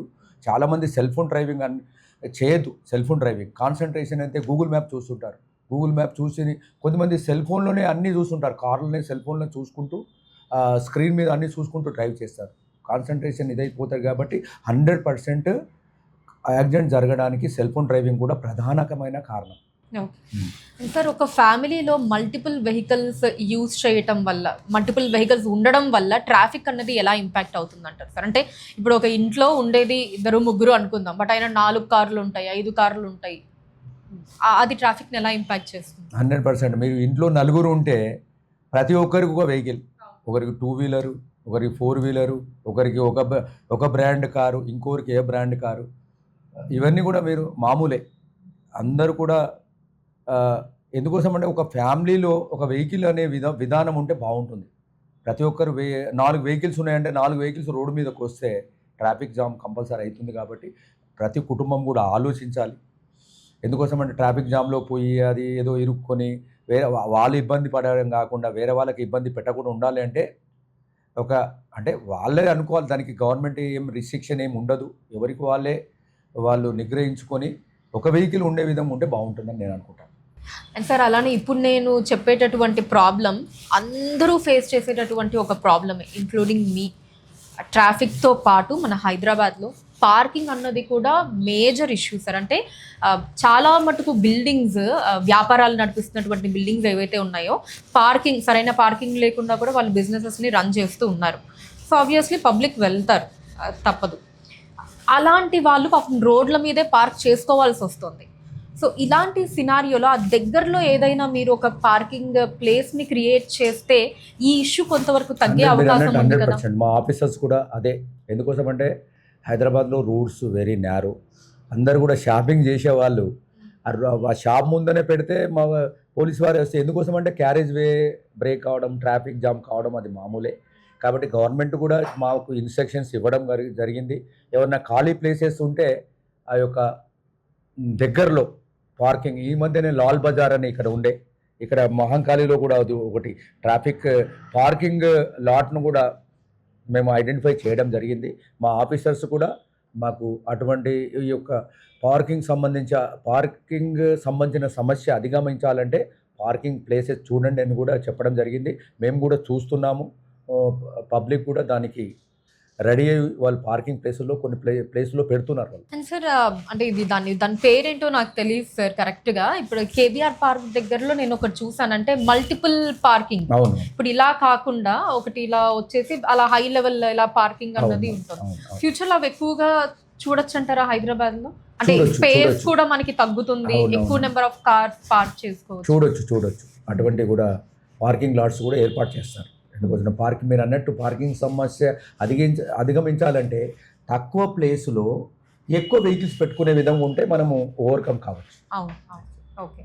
సో దాని పరంగా ఏమన్నా మెజర్స్ అవి ఏమన్నా స్టార్ట్ అయ్యాయా సార్? అలాంటివి ఎక్కువగా ఇంప్లిమెంట్ చేయడానికి ఇప్పుడు కేబీఆర్ పార్క్ లో మొన్ననే మీరు సార్ ఇప్పుడు ఈ ట్రాఫిక్ బిహేవియర్ ని డెలివరీ ఎకానమీ కూడా ఇన్ఫ్లుయెన్స్ చేస్తుందంటారు? 100%. Traffic 3% GDP. ఎందుకోసం అంటే యంగ్ ఫెలోస్ లాస్ అయిపోతున్నారు యాక్సిడెంట్స్లో. యంగ్ ఫెలోస్ ఒక కుటుంబ యజమాని, కుటుంబాన్ని పోషించే వ్యక్తి అతను చనిపోతే, సంపాదించే వ్యక్తి చనిపోతే ఆ కుటుంబం మీద భారం పడుతుంది. అలాగే ఒక యంగ్ పోలీస్ ఆఫీసర్ చనిపోతే, ఒక యంగ్ డాక్టర్ చనిపోతే, యంగ్ ఆర్మీ పర్సన్ చనిపోతే అది గవర్నమెంట్కి కూడా ఎఫెక్టే, ప్రొడక్టివిటీ కూడా ఎఫెక్ట్ ఉంటుంది. కాబట్టి ఈ ట్రాఫిక్ యాక్సిడెంట్స్లో అయితేనేమి, ట్రాఫిక్ ఫ్లో ఫ్రీగా లేకపోవడం వల్ల కానీ, సరైన టైంకు వెళ్ళలేకపోతే కూడా ఈ యొక్క ఫైనాన్షియల్ డీజిల్ ఎక్కువ ఖర్చు కావడం, ఒక్కోసారి మరణము కూడా సంభవించడం లేట్ పోవడం వల్ల, ఒక్కోసారి ట్రైన్ కూడా మిస్ కావడం, ఒక్కోసారి ఫ్లైట్ కూడా మిస్ కావడం, ఇవన్నీ కూడా జరుగుతున్నాయి. ట్రాఫిక్ అనేది అన్ని రకాలుగా ఫైనాన్షియల్గా లాసే ఉంటుంది. ఓకే సార్, ఈ 30 minutes డెలివరీ ఏదైతే ఉందో, మీరు ఆర్డర్ పెట్టుకుంటే ఫుడ్ కానీ 30 minutesలో డెలివరీ అన్నీ ఉంటుంది కదా. సో ఆ కల్చర్ అన్నది రిస్క్ డ్రైవింగ్ని ఇండైరెక్ట్గా ఎంకరేజ్ చేస్తున్నట్టేనా? రిస్క్ డ్రైవింగ్ని కంపల్సరీ డైరెక్ట్గానే ఎంకరేజ్ చేస్తున్నట్టు. అది ఎందుకోసం అంటే వాళ్ళు కూడా 30 minutes అని మనకి ఎందుకోసం అంటే ట్రాఫిక్ ఎలా ఉంటుందో తెలియదు. మనం రోడ్డు పైకి రాగానే అప్పుడే ఏదైనా యాక్సిడెంట్ జరగవచ్చు, దానివల్ల ఆ రోడ్డు జామ్ కావచ్చు, అప్పుడే ఒక విఐపి రావచ్చు, ఒక అంబులెన్స్ రావచ్చు, ఒక ఫైర్ ఇంజిన్ రావచ్చు. ఆ టైంలో 30% డెలివరీ అనేది ఇంపాసిబుల్. ఆ యొక్క ఎవరైతే డెలివరీ చేసి స్విగ్గీ వాళ్ళైతేనేమి, జొమాటో వాళ్ళైతేనేమి ఆ 30% తీసేయాలి. ఎందుకోసం అంటే ఉన్నదాని ప్రకారం పోవాలి. ఒకసారి సిగ్నల్ టైం పెంచబడుతుంది, ఒకసారి సిగ్నల్స్ ఉండవు, ఒకసారి ట్రాఫిక్ జామ్స్ అవుతాయి. కాబట్టి 30% అనేది ఇంపాసిబుల్. 30 minutes అన్నది. ఓకే. అండ్ సార్ అలానే ఇప్పుడు వాళ్ళకి డైలీ టార్గెట్స్ ఉంటాయి కదా, ఇన్ని డెలివరీస్ చెయ్యాలి ఇది అని. సో దానివల్ల ఏమన్నా ఈ అగ్రెసివ్ డ్రైవింగ్ అన్నది, ఆ బిహేవియర్ అన్నది పెరిగే ఛాన్స్ పెరుగుతుంటుంది 100%. ఎందుకోసం అంటే వితిన్ టైం లిమిట్ ఉంటుంది కాబట్టి ఆ టైంలోనే వాళ్ళు చేరాలి కాబట్టి ఉంటుండొచ్చు. ఒక్కోసారి వాళ్ళు traffic violations, red signal jump చేయొచ్చు, రాంగ్ సైడ్ పోవచ్చు, స్పీడ్గా మన హైదరాబాద్ సిటీలో 40 kilometers స్పీడ్ లిమిట్. ఎంత? మన 40 kilometers, అంతకంటే ఎక్కువ పోవచ్చు. కాబట్టి దానివల్ల ప్రమాదాలు జరిగే ఆస్కారం 100% ఉంటుంది. సార్ ఎస్పెషల్లీ మరి డెలివరీ రైడర్స్ ఎవరైతే ఉన్నారో వీళ్ళకి రోడ్ సేఫ్టీ గురించి ఏమన్నా అవేర్నెస్ ప్రోగ్రామ్స్ జొమాటో వాళ్ళకు చేశాము, స్విగ్గీ వాళ్ళకు కూడా చేశాము. వాళ్ళు కూడా మాకు పిలవడం జరిగింది. వాళ్ళు ఎట్లా యాక్సిడెంట్ కాకుండా వాళ్ళు రోడ్ మీద ఏ విధంగా నడపాలి, ఏ విధంగా డ్రైవ్ చేయాలి. ఎందుకోసం అంటే చాలామంది 2 wheelers వాళ్ళే ఉంటారు, కొంతమంది హెల్మెట్ కూడా పెట్టుకోరు. హెల్మెట్ పెట్టుకోకుండా ఏ విధంగా వాళ్ళు డ్రైవింగ్ లైసెన్స్ కరెక్ట్ ఉన్నాయా లేవా, వాళ్ళు రెన్యువల్ చేసుకున్నారా లేదా, వాళ్ళు నడిపే వెహికల్స్కు ఇన్సూరెన్స్ ఉందా లేదా, పొల్యూషన్ సర్టిఫికేట్ ఉందా లేదా అనేది వాళ్ళకు కూడా మేము అవేర్నెస్ ప్రోగ్రామ్స్ కూడా పెట్టడం కూడా జరిగింది. సార్ ఇప్పటికీ చాలా మంది wrong side driving, signal jumping చేస్తూ ఉంటారు. మీరేమనుకుంటారు, ఓపిక లేక ఇది, లేదంటే లేట్ అవుతుందన్న తొందర? లేట్ అవుతున్న తొందర ఒకటి ఉన్నది ఓకే, కానీ వాళ్ళు తొందరలే ఉంటారు. కానీ వాళ్ళకి తెలియదు మేము ఏమి పోలీసు వాళ్ళు ఎందుకు పట్టుకుంటారు అనే విధంగానే వాళ్ళు ఒక విధంగా చూస్తారు. కానీ ఏదైనా జరిగితే ప్రాణం వెళ్తుంది, వాళ్ళతో పాటు వేరే వాళ్ళకు కూడా ఇబ్బంది అని అనుకోవడం లేదు. సిగ్నల్ జంపింగ్ అయితేనేమి, రాంగ్ సైడ్ డ్రైవ్ అయితే ఒక సూయిసైడ్ బాంబర్ లాగా అనమాట. వాళ్ళే కాకుండా వేరే వాళ్ళకు కూడా ఇబ్బంది. పాపం అమాయకులు కూడా చనిపోతున్నారు. రోడ్డు మీద చిన్న చిన్న పిల్లలు పోతుంటారు, వృద్ధులు పోతుంటారు. వాళ్ళు సరైన టైంలో రోడ్డు క్రాస్ చేయరు కదా. మన హైదరాబాద్ సిటీలో 33% రోడ్డు దాటే వాళ్ళే పెడర్సెన్సే మరణిస్తున్నారు. ఎందుకోసం అంటే వాళ్ళు జీబ్రా క్రాసింగ్ ప్రతి జంక్షన్ దూరము ఉంటుంది కాబట్టి ఈ యొక్క పెడస్ట్రియన్స్ కూడా డిసిప్లిన్ ఉండాలి, క్రమశిక్షణ ఉండాలి. వాళ్ళకి క్రమశిక్షణ ఉండడం లేదు. ఇప్పుడు బేగంపేట ఉంది, బేగంపేట రసూల్పుర నుంచి ఎయిర్పోర్ట్ మధ్యలో మొన్ననే ఒక లేడీ చనిపోయింది. రోడ్డు దాటుతుండగా. రోడ్డు దాటే వాళ్ళు ఎప్పుడు కూడా లెఫ్ట్ సైడ్ చూడాలి, రైట్ సైడ్ చూడాలి, ఒకసారి ఆలోచించాలి, అప్పుడు రోడ్డు దాటాలి. చాలామంది అది చేయడం లేదు. అది మాట్లాడుకుంటునో సెల్ ఫోన్లో మాట్లాడుకుంటానో లేకపోతే ఇయర్ ఫోన్స్ యూజ్ చేస్తూనో రోడ్డు దాటుతున్నారు. కాబట్టి రోడ్డు దాటే వాళ్ళు హైదరాబాద్లో అయితేనేమి, వేరే సిటీలో అయితేనేమి పెడెస్ట్రియన్స్ చాలామంది లాస్ అవుతున్నారు. చాలామంది లేడీస్ చనిపోతున్నారు, చిన్నపిల్లలు చనిపోతున్నారు, వృద్ధులు చనిపోతున్నారు. మనకు ఓ టూ వీలర్ రైడర్, ఒక కారు డ్రైవరు, ఒక బస్సు డ్రైవర్ ఎంత ఇంపార్టెంటో పెడెస్ట్రియన్ కూడా రోడ్ సేఫ్టీలో వెరీ వెరీ వెరీ ఇంపార్టెంట్. ఎవరైనా ఒక పెడెస్ట్రియన్ రోడ్ దాటేటప్పుడు కంపల్సరీ ఒక లారీ డ్రైవర్ అయితేనేమి, బస్ డ్రైవర్ అయితేనేమి, మోటార్ సైకిల్ అయితేనేమి స్లో చేయాలి, వాళ్ళకు గౌరవం ఇవ్వాలి. అప్పుడే మనం పెడెస్ట్రియన్ను మనం రక్షించుకుంటాం. సరే, ఈవీ వెహికల్స్ మన పక్కన నుంచి వెళ్తున్నా మనకి సౌండ్ వినపడదు. సో దీనివల్ల పిల్లలు, వృద్ధులు యాక్సిడెంట్ కి గురయ్యే ఛాన్సెస్ ఎక్కువ కదా. ఈ వెహికల్స్ మనకు అది సౌండ్ తెలియదు, దానివల్ల కూడా యాక్సిడెంట్స్ పెరుగుతాయి అనేది వాస్తవం. దానికి ఏమన్నా మెజర్స్ అంటే వాళ్ళ కంపెనీస్ కూడా మేము చెప్తుంటాము, రాస్తాము. ఎందుకోసం అంటే మరి పెట్రోల్ వెహికల్ లాగా, డీజిల్ వెహికల్ లాగా శబ్దం రాదు. అడగాక ఈ ఎలక్ట్రిక్ బస్సెస్ వచ్చాయి కదా, ఆ బస్సెస్ కూడా అన్ని జంక్షన్లో కూడా ఫ్రీగా టర్న్ కావడం లేదు. దాని గురించి కూడా వాళ్ళతో ఆర్టీసీ ఆఫీషియల్తో డిస్కస్ చేయడం జరిగింది. దాన్ని కూడా మీరు అన్నట్టు ఈ శబ్దం అంటే కొద్దిగా సౌండ్ వచ్చేటట్టు, రోడ్డు మీద వెళ్ళేవారు గమనించేటట్టు, హారనో లేకపోతే వేరే సౌండ్ వస్తే వాళ్ళు అలర్ట్ అయ్యేటట్టు చూడమని కూడా చెప్పడం జరిగింది. సార్, ఫ్యూచర్లో ట్రాఫిక్ ఛాలెంజెస్ అన్నవి వెహికల్స్ వల్ల కాదు, హ్యూమన్ ఎమర్జెన్సీ వల్ల ఎక్కువ అవుతాయి అంటారు? 100%. మన ఎమర్జెన్సీ ప్రతి ఒక్కరూ తొందరగా బస్ స్టేషన్కి వెళ్ళాలి, తొందరగా స్కూల్కి వెళ్ళాలి, తొందరగా బస్ స్టేషన్ మన ఎయిర్పోర్ట్కి వెళ్ళాలి, తొందరగా రైల్వే స్టేషన్కి వెళ్ళాలి, తొందరగా గుడికి వెళ్ళాలి.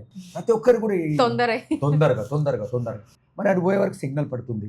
ఎక్కువ వెహికల్స్ రావడం వల్ల మనం ప్రతిరోజు ఎక్కువ వెహికల్స్ వస్తాయి కదా, జంక్షన్లో రోజు యాడ్ అవుతున్నాయి. 10 వెహికల్స్, 15 వెహికల్స్, 20 వెహికల్స్ యాడ్ అవుతున్నాయి. కాబట్టి ఆ సిగ్నల్ టైంలో, కరెంట్ టైంలో పోలేవు. ఒక సైకిల్లో పోవాలంటే పోలేవు, రెండో సైకిల్ వరకు వెయిట్ చేయాలి. ప్రతి ఒక్కరు కూడా తొందరగా వెళ్ళాలి, ఇన్స్టెంట్గా వెళ్ళాలి, తొందరగా. అట్లా ఆ విధంగా అందరూ అనుకోవడం వల్ల ఇవన్నీ కూడా అవుతున్నాయి. సార్, ట్రాఫిక్ పోలీస్ అంటే చలాన్స్ మాత్రమేనా? అట్లా కాదు. మీరు అందరూ అనుకుంటారు ట్రాఫిక్ పోలీసులు మమ్మల్ని పట్టుకుంటారు, మాకు డ్రైవింగ్ లైసెన్స్ లేదని అడుగుతారు, ఆర్సీ లేదని అడుగుతారు, మీరు డ్రంక్ చేసిందని చెప్పేసి ఏదో చెక్ చేస్తారు, బ్రీత్ అనలైజర్ పెట్టేసేసి, లేకపోతే చాలాన్స్ కట్టలేదని చెప్పేసి కట్టిస్తారు అని అనుకుంటారు. అది చాలా పొరపాటు. ట్రాఫిక్ పోలీస్ లేకపోతే రెగ్యులేషన్ అనేది జరగదు. అంబులెన్సులు సరైన టైంకి వెళ్ళవు, ఫైర్ ఇంజన్లు సరైన టైంకి వెళ్ళవు. విఐపీలు కూడా ఉండారు, విఐపీలు కూడా తొందరగా వెళ్ళాలి. విఐపీస్ కూడా సరైన టైంకు వాళ్ళు వెళ్ళలేరు. ఇప్పుడు కొన్ని ఎమర్జెన్సీ ఉన్నాయి, మేము చెప్పాను కదా, గ్రీన్ కారిడార్ ఇస్తాం మనం, మన ఏది ఈ యొక్క ఆర్గాన్స్ గ్రీన్ ఛానల్ ఇస్తాం. ఆ గ్రీన్ ఛానల్ కూడా ఇవ్వలేము. ట్రాఫిక్ పోలీసులు 24/7 కంపల్సరీ మీరు only traffic challans peak hour non peak అవర్లో చేస్తారు. పీక్ అవర్లో ఎవ్వరు కూడా ఏ వెహికల్ కూడా ఆపరు. జస్ట్ వాళ్ళు ఒకవేళ వయలేషన్ చేస్తే జస్ట్ ఫోటోగ్రాఫ్ తీసేసి మా ఈ చాలన్ వాళ్ళ కంట్రోల్ రూమ్ పంపిస్తారు. అక్కడ నుంచి చాలన్ జనరేట్ అవుతుంది. అది అందరూ అనుకోవడం పొరపాటు. అది ట్రాఫిక్ పోలీసులు ఎప్పుడు కూడా పబ్లిక్ గురించే ఉంటారు. సార్, బ్యాక్గ్రౌండ్లో అన్సీన్ ఆఫీసర్స్ ఏం చేస్తారు సార్, వాళ్ళ డ్యూటీస్ అవి? అన్సీన్ ఇప్పుడు ఆల్రెడీ అందరూ రోడ్డు మీద ఉండేవాళ్ళు ట్రాఫిక్ కాప్స్ ఉంటారు, ప్రతి జంక్షన్లో ఉంటారు, మొబైల్స్ ఉంటారు, క్రేన్ సిబ్బంది ఉంటారు, వాళ్ళని మానిటర్ చేయడానికి మేము ఉంటాం. తర్వాత అన్సీన్ ఆఫీసర్స్ ఏముంటుందంటే అక్కడ ఈ చాలన్స్, అక్కడ ఫోటోగ్రాఫ్ తీసుకోవడం, చాలాన్ జనరేట్ చేయడం, వాళ్ళ యొక్క అడ్రస్లకు పంపడం, ఆ తర్వాత ఎవరైతే ట్రాఫిక్ వయలేషన్ చేసిన వాళ్ళ మీద ఛార్జ్షీట్ వేసి కోర్టులో ప్రొడ్యూస్ చేయించడం, వాళ్ళకు శిక్ష పడే విధంగా చేయడం, ఇవన్నీ కూడా చేస్తారు. సార్, ట్రాఫిక్ జామ్ ప్రివెంట్ చేయడం ఎంత హార్డ్గా ఉంటుంది సార్? ట్రాఫిక్ జామ్స్ ప్రివెంట్ చేయడం హార్డ్గానే ఉంటుంది, కానీ మనకు ఆ ఏరియా గురించి నాలెడ్జ్, ఆ టైంలో ఒక ట్రాఫిక్ జామ్ అయినప్పుడు ఎక్కడి నుంచి పంపాలి, ఒక పెద్ద రోడ్ మీద ఇవన్నీ వైలెన్స్ ఎక్కడ చేయాలి, ఎక్కడ డైవర్ట్ చేయాలి అనేది ప్రతి ఆఫీసర్కు తెలిసి ఉంటే మనం ఇమ్మీడియట్గా ట్రాఫిక్ జాముని నివారించవచ్చు. ఓకే, సరే. ఇప్పుడు నేను అడగబోయే క్వశ్చన్ కొంచెం మీకు అగెయిన్స్ట్గా ఉండొచ్చు అనుకుంటున్నాను. పర్లేదు. ఏదైనా రిసీవ్ చేసుకో, పాజిటివ్ అయినా సరే నెగిటివ్ అయినా సరే, ఏదైనా లైఫ్ రిసీవ్ చేసుకోవాల్సింది. ట్రాఫిక్ పోలీసులు ఫోటోలు బాగా తీస్తూ కెమెరామెన్లు అయ్యారు అని చెప్పి పబ్లిక్ ఆరోపిస్తున్నారు. ఏమంటారు సార్? అంటే ఇంకొంతమంది ఏంటంటే వాళ్ళకు కూడా టార్గెట్స్ ఉంటాయి, అవి అచీవ్ చేయడానికి అని చెప్పి అసలు ఎక్కడుంటారో కూడా తెలీదు. కొంతమంది అయితే పెడతా ఉంటారు, భయ్యా ఎక్కడి నుంచి తీసావు భయ్యా నువ్వు, అసలు నువ్వు ఇక్కడ ఎందుకున్నావు, నువ్వు ఫోటోగ్రఫీలో కదా ఉండాల్సింది అని. ఇలాంటివి కూడా సోషల్ మీడియాలో చూస్తూ ఉంటాం. ఏం సార్ దీని మీద మీ రెస్పాన్స్? దానికి contact cases, non contact cases అంటారు. కాంటాక్ట్ అంటే మేము ఫిజికల్గా ఆపుతాం, డ్రైవింగ్ లైసెన్స్ లేదని, ఆర్సీ లేదని, డ్రంక్ అండ్ డ్రైవ్ చెక్ చేయడము, ఆ తర్వాత నంబర్ ప్లేట్ లేని దాన్ని. ఇప్పుడు నాన్ కాంటాక్ట్ అంటుంటుంది. కంపల్సరీ కెమెరామెన్ అంటే కెమెరామెన్ లాగే ఏమి ఉండడు, కరెక్ట్ నంబర్ అది పడేటట్టు హెల్మెట్ లేని వాళ్ళని తీయడం, ట్రిపుల్ రైడింగ్ అంటే అది మీరు అనుకుంటారు ఏంటంటే పీక్ అవర్లో ఎవరు చేయరు, నాన్ పీక్ అవర్లోనే చేస్తారు. పీక్ అవర్లో ఎప్పుడు కూడా రెగ్యులేషనే. ఇప్పుడు speed kills, speed thrills but kills అంటారు కదా, వేగంతోనే వెళ్తారు. లేజర్ గానే ఉంటుంది, స్పీడ్ లేజర్ గానే ఉంటుంది. ఎక్కడో చాటున పెట్టుకుంటారు. ఒకవేళ మీరు ముందు కనబడే విధంగా పెట్టుకుంటే మీరు స్పీడ్కి వెళ్తారా? 80 నుంచి మీరు 60కి తగ్గిపోతారు అట్లా.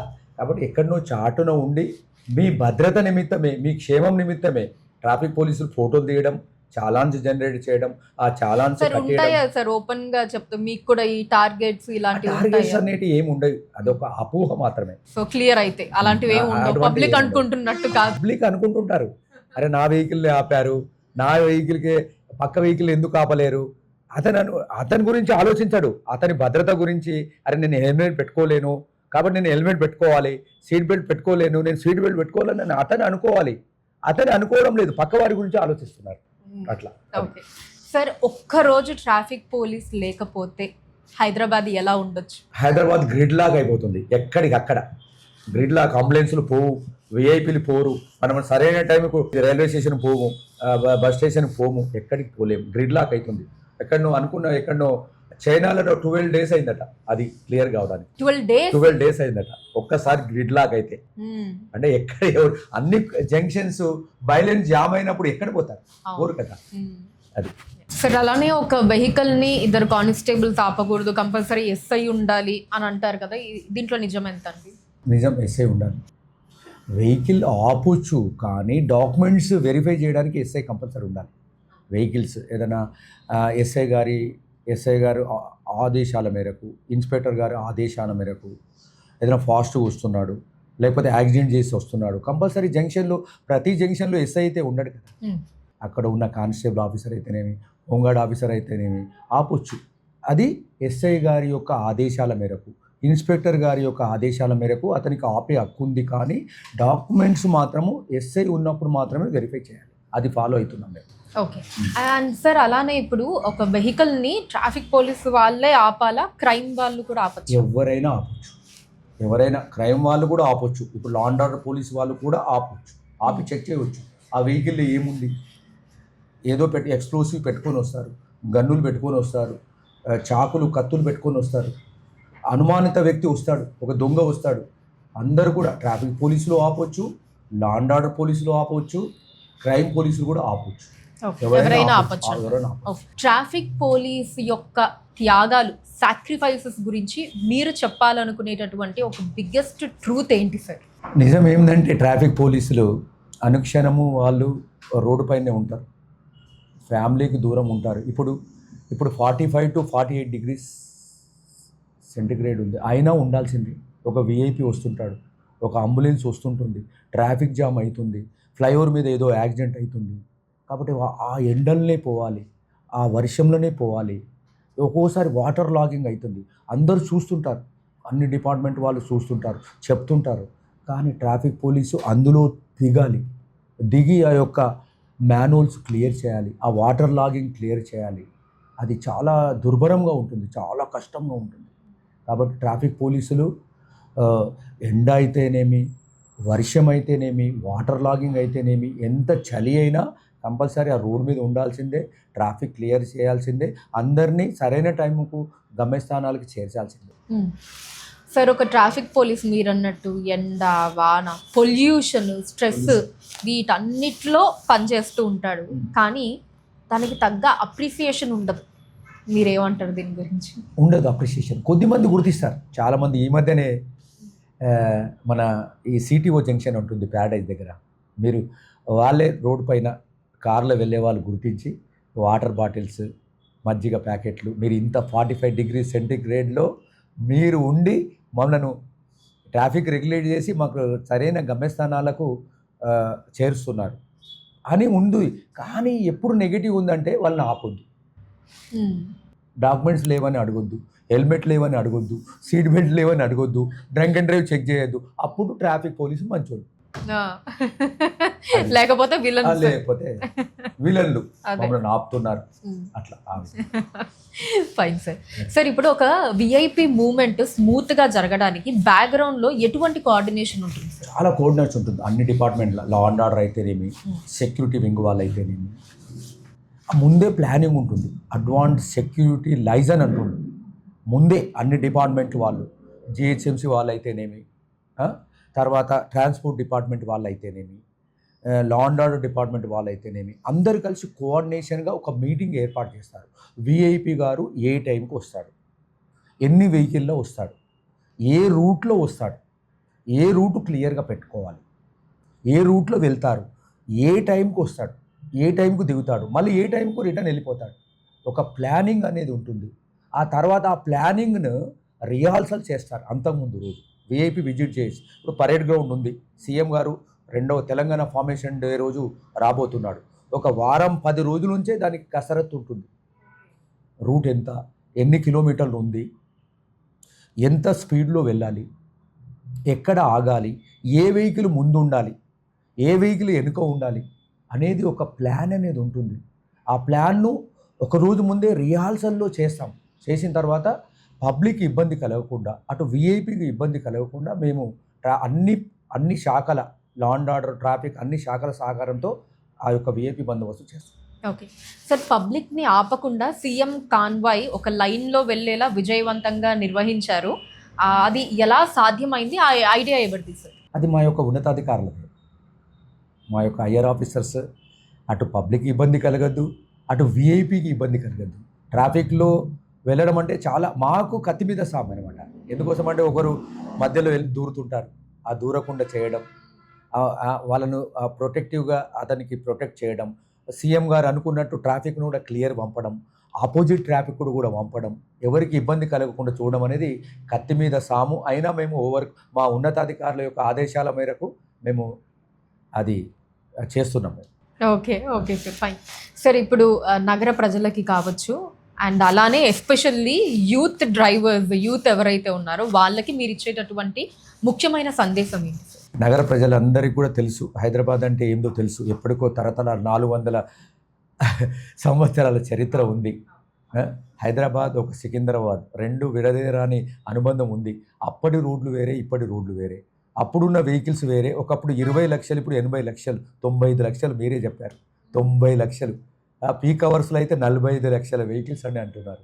కాబట్టి వెహికల్స్ పెరుగుతున్నాయి కాబట్టి ప్రతి ఒక్కరూ పేషెన్స్ అనేది ఉండాలి. ట్రాఫిక్ రూల్స్ తెలిసి ఉండాలి. ట్రాఫిక్ రూల్స్ తెలుసుకొని సిగ్నల్స్ను పాటించాలి. తర్వాత young drivers compulsory.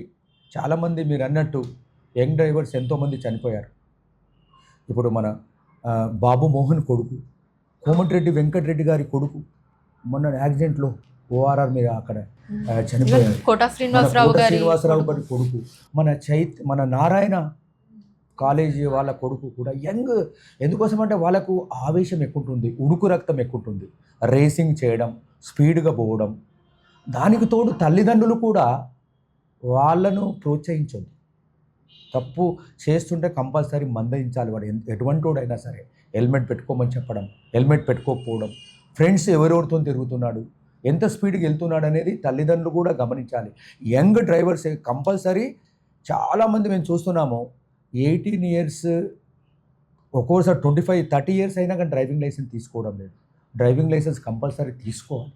Driving licence తీసుకోకపోతే ఏదన్నా వెహికల్కి యాక్సిడెంట్ అయినా, అతనికి యాక్సిడెంట్ అయినా, అతనికి మరణం సంభవించినా, అతనికి గాయాలైనా, ఎదుటోనికి గాయాలైనా, ఎదుటోనికి మరణం సంభవించిన వెహికల్ డ్యామేజ్ అయినా ఇన్సూరెన్స్ కంపెనీ వాళ్ళు క్లెయిమ్ చేయరు. కంపల్సరీ 18 ఇయర్స్ దాటిన తర్వాత, మేజర్ అయిన తర్వాత డ్రైవింగ్ లైసెన్స్ తీసుకోవాలి. యూత్ అనేది కంపల్సరీ ట్రాఫిక్ రూల్స్ పాటించాలి. స్పీడ్గా వెళ్ళడం, స్పీడ్ థ్రిల్స్ బట్ కిల్స్. చాలామంది స్పీడ్ వల్లనే చనిపోతున్నారు. ఈ మధ్య యూత్ డ్రగ్స్, ఆల్కహాల్ సేవించి డ్రైవ్ చేయడం, అది కూడా ఒక కారణం. కాబట్టి యూత్ మారాలి అంటే తల్లిదండ్రులు కంపల్సరీ ఇన్వాల్వ్ కావాలి, వాళ్ళ యొక్క పిల్లలను కంట్రోల్ చేయాలి. అప్పుడే సాధ్యమవుతుంది. Okay sir. సార్ అయితే లాస్ట్గా కొన్ని మీ పర్సనల్ క్వశ్చన్స్. సార్ అసలు ఈ పోలీస్ డిపార్ట్మెంట్లోకి రావాలని మీకు ఎప్పుడు అనిపించింది? ఇన్స్పిరేషన్ ఎవరు? ఎందుకు రావాలనుకున్నారు? రైట్. నాది మెదక్ జిల్లా అల్లాదుర్గ్ మండల్ ముస్లాపూర్ గ్రామం. నేను చదువుకునేటప్పుడు మా ఊరిలో, మాది పల్లెటూరే, రోడ్డు సైడే ఉంటుంది. మాకు భూమికి సంబంధించిన సమస్యలు ఉండే. నేను కాలేజీకి వెళ్ళేవాడిని. ఇంట్లో మా చెల్లెలు ఉండేది. మా పక్క వాళ్ళతో మాకు ఎప్పుడు కూడా భూమికి సంబంధించిన గొడవలు ఎప్పుడు జరుగుతుండేవి. ఊర్లలో ఉంటాయి, మీకు గట్టి పంచాయతీ పక్కనే ఉంటుందని. అప్పుడు నేను కాలేజీలో చదువుకున్నప్పుడు ఏదో చిన్న గొడవ అయింది మాకు, మా ఇంటి పక్క వాళ్ళ. అప్పుడు మాకు ఒక పోలీస్ స్టేషన్, టేక్మాల్ అనుకుంటా, టేక్మాల్ పోలీస్ స్టేషన్. అప్పుడు మా గొడవలు జరుగుతున్నప్పుడు అక్కడ ఎస్ఐ రెస్పాండ్ అయ్యాడు. బాగా రెస్పాండ్ అయ్యి, మేము మా వెనుక ఎవరు లేకున్నా సరే మా యొక్క చెల్లెలు ధైర్యంగా పోలీస్ స్టేషన్కి పోయి జరిగింది చెప్పగానే ఆ ఎస్ఐ అక్కడికి వచ్చేసి ఆ యొక్క ఘర్షణ నివారించాడు, మాకు న్యాయం కూడా చేశాడు. అప్పటి నుంచి నేను ఒక ఎస్ఐ కావాలి, ప్రజలకు సేవ చేయాలి. ఏదో విధంగా అందరికీ అండ ఉండదు, రాజకీయ అండ ఉండదు, డబ్బులు కూడా ఉండవు. నేను ఎస్ఐ అయ్యి కొద్ది మందికైనా సేవ చేయాలి. ఈ యొక్క పొలిటికల్ అండ లేని వాళ్ళకు, డబ్బులు లేని వాళ్ళకు ఆనెస్ట్గా ఉండాలి, కొద్ది మందికి సేవ చేయాలనే తపనతో నేను ఈ డిపార్ట్మెంట్కి వచ్చి 1995లో ఎవరి అండ లేకుండా నేను ఎస్ఐని అయినాను. Wow, great sir. And sir, traffic విభాగంలో పనిచేస్తూ మీ మనసుని ఎంతో తాకినటువంటి ఏదైనా సంఘటన గురించి మాకు చెప్తారు? ట్రాఫిక్ విభాగంలో నేను ఫస్ట్ ఒక 10 years క్రితము ఇన్స్పెక్టర్గా పనిచేశాను సుల్తాన్ బజార్లో. అప్పుడు నేను ఇన్స్పెక్టర్గా పనిచేస్తున్నప్పుడు నా కింది వాళ్ళకు బర్త్డేకు సెలవు ఇవ్వడం, మ్యారేజ్ డేకు కంపల్సరీ ఫ్యామిలీతో పాటు గుడికి వెళ్ళడం, లేకపోతే టెంపుల్కి వెళ్ళడం, సినిమాకి వెళ్ళడం. ఎందుకోసం అంటే మన కింది వాళ్ళకు సంక్షేమంగా చూసినప్పుడే వాళ్ళకు పని చేయగలుగుతారు. అట్లా ఆ విధంగా చేయడం. ఇక్కడ కూడా నేను ట్రాఫిక్ ట్రైనింగ్ ఇన్స్టిట్యూట్ అయ్యి ఇక్కడికి వచ్చిన తర్వాత కంపల్సరీ వాళ్ళకు కౌన్సిలింగ్ కంపల్సరీగా పాటించి, వాళ్ళందరూ భార్య కానీ తల్లిదండ్రులు కానీ ఎంతోమంది ప్రెషర్ చేసినా కానీ వాళ్ళను కంపల్సరీ కౌన్సిలింగ్కు రప్పించడం, 1 hour కంపల్సరీ వీడియో చూపించడం, డ్రైవింగ్ లైసెన్స్ లేని వాళ్ళకు కౌన్సిలింగ్ చేయకపోవడం. చాలా వరకు డ్రైవింగ్ లైసెన్స్ చేయించాను. అక్కడి నుంచి నార్త్ జోన్కి వచ్చేసేసి ఇక్కడ నార్త్ జోన్లో ఇప్పటి వరకు 34 చెట్లను, పెద్ద చెట్లను వేరే దగ్గర ట్రాన్స్లోకేట్ చేసి వాటికి పునర్జీవితం చేయడం జరిగింది. అది అలాగే మీరు అన్నట్టు ట్రాఫిక్లో నేను ఎన్నెన్నో మేజర్ బందోబస్తు పరేడ్ గ్రౌండ్లో కూడా చేయడం, నేను పనిచేయడం, నేను ఆనెస్టీగా ఉండడం, నా సిబ్బంది కూడా ఆనెస్టీగా ఉండేలా చేయడం అనేది కొద్దిగా కష్టం అనిపించినా నేను ఓవర్కమ్ కాగలుగుతున్నాను. మీరు అన్నట్టు ట్రాఫిక్లో నేను ఆల్రెడీ రోడ్డు పైన వెళ్తున్నప్పుడు ఒక లేడీ కింద పడిపోయింది. కింద పడిపోయిన తర్వాత ఎవరు పట్టించుకోవడం లేదు. ఒక కుక్క చనిపోతే 10 కుక్కలు వస్తాయి, ఒక కాకి చనిపోతే 10 కాకులు వస్తాయి, కానీ మనుషులు చూసుకుంటూ పోతున్నారు. ఒకరు ఆపుతలేరు, ఏం చేస్తలేరు. నేను ఇమ్మీడియట్ మా డ్రైవర్కు ఆపి, అది కూడా నేను ఒక బంధువుల ఇంటికి వెళ్తున్నాను, ఆపి ఇమ్మీడియట్ నా బండ్లోనే తీసుకొని అపోలో హాస్పిటల్కు తీసుకెళ్ళడం జరిగింది. ఆమె కూడా తొందరగా కోలుకోవడం జరిగింది. చాలా నాకు హ్యాపీగా అనిపించింది. ఒక ప్రాణాన్ని నేను రక్షించాను నా డ్రైవర్ సహకారంతో, నా యొక్క గన్మన్ సహకారంతో. అటువంటి ఎన్నో చేశాను. అది నేను జీవితంలో మరిచిపోలేనిది, మరుపు రానిది. Great sir. సార్, నిత్యం వందలాది వాహనాలు జనం మధ్యలో పని చేయటం ఎలా ఈ స్ట్రెస్ని హ్యాండిల్ చేస్తారు సార్ మీరు? సెస్ సెస్ సెస్ సెస్ లేని జీవితం లేదు. సెస్ ఉంటేనే జీవితం. అది పాజిటివ్ స్ట్రెస్ ఉండాలి, అది నెగటివ్ స్ట్రెస్ కాదు, పాజిటివ్ స్ట్రెస్. దీన్ని మన ఫ్యామిలీకి కొద్దిగా సమయం కేటాయించడం. నేను రోజు స్విమ్మింగ్ చేస్తాను, షటిల్ ఆడతాను, ఫ్యామిలీతో గడుపుతాను. తర్వాత ఎక్కడన్నా జంక్షన్కి వెళ్ళినా వెహికల్లో కూర్చొని కొద్ది దూరం నడవడం, వాళ్ళతో మాట్లాడడం, ప్రతి రోల్ కాల్కు అటెండ్ చేయడం, కొన్ని జంక్షన్స్ ఇంప్రూవ్మెంట్ చేయడం. అంటే ఏదో విధంగా పని కల్పించుకోవాలి. పని ఐడియల్గా ఉంటే ఏదో ఆలోచన వస్తుంది. ఆ విధంగా నేను ఈ యొక్క పవర్ను ఎంజాయ్ చేస్తున్నాను, ఓవర్కమ్ చేస్తున్నాను. స్ట్రెస్ను ఓవర్కమ్ అవుతుంది. ఎప్పుడు స్ట్రెస్గా ఉండను, పాజిటివ్ స్ట్రెస్ వేరే వాళ్ళకు ఉండే విధంగా చేస్తాను. Okay, fine sir.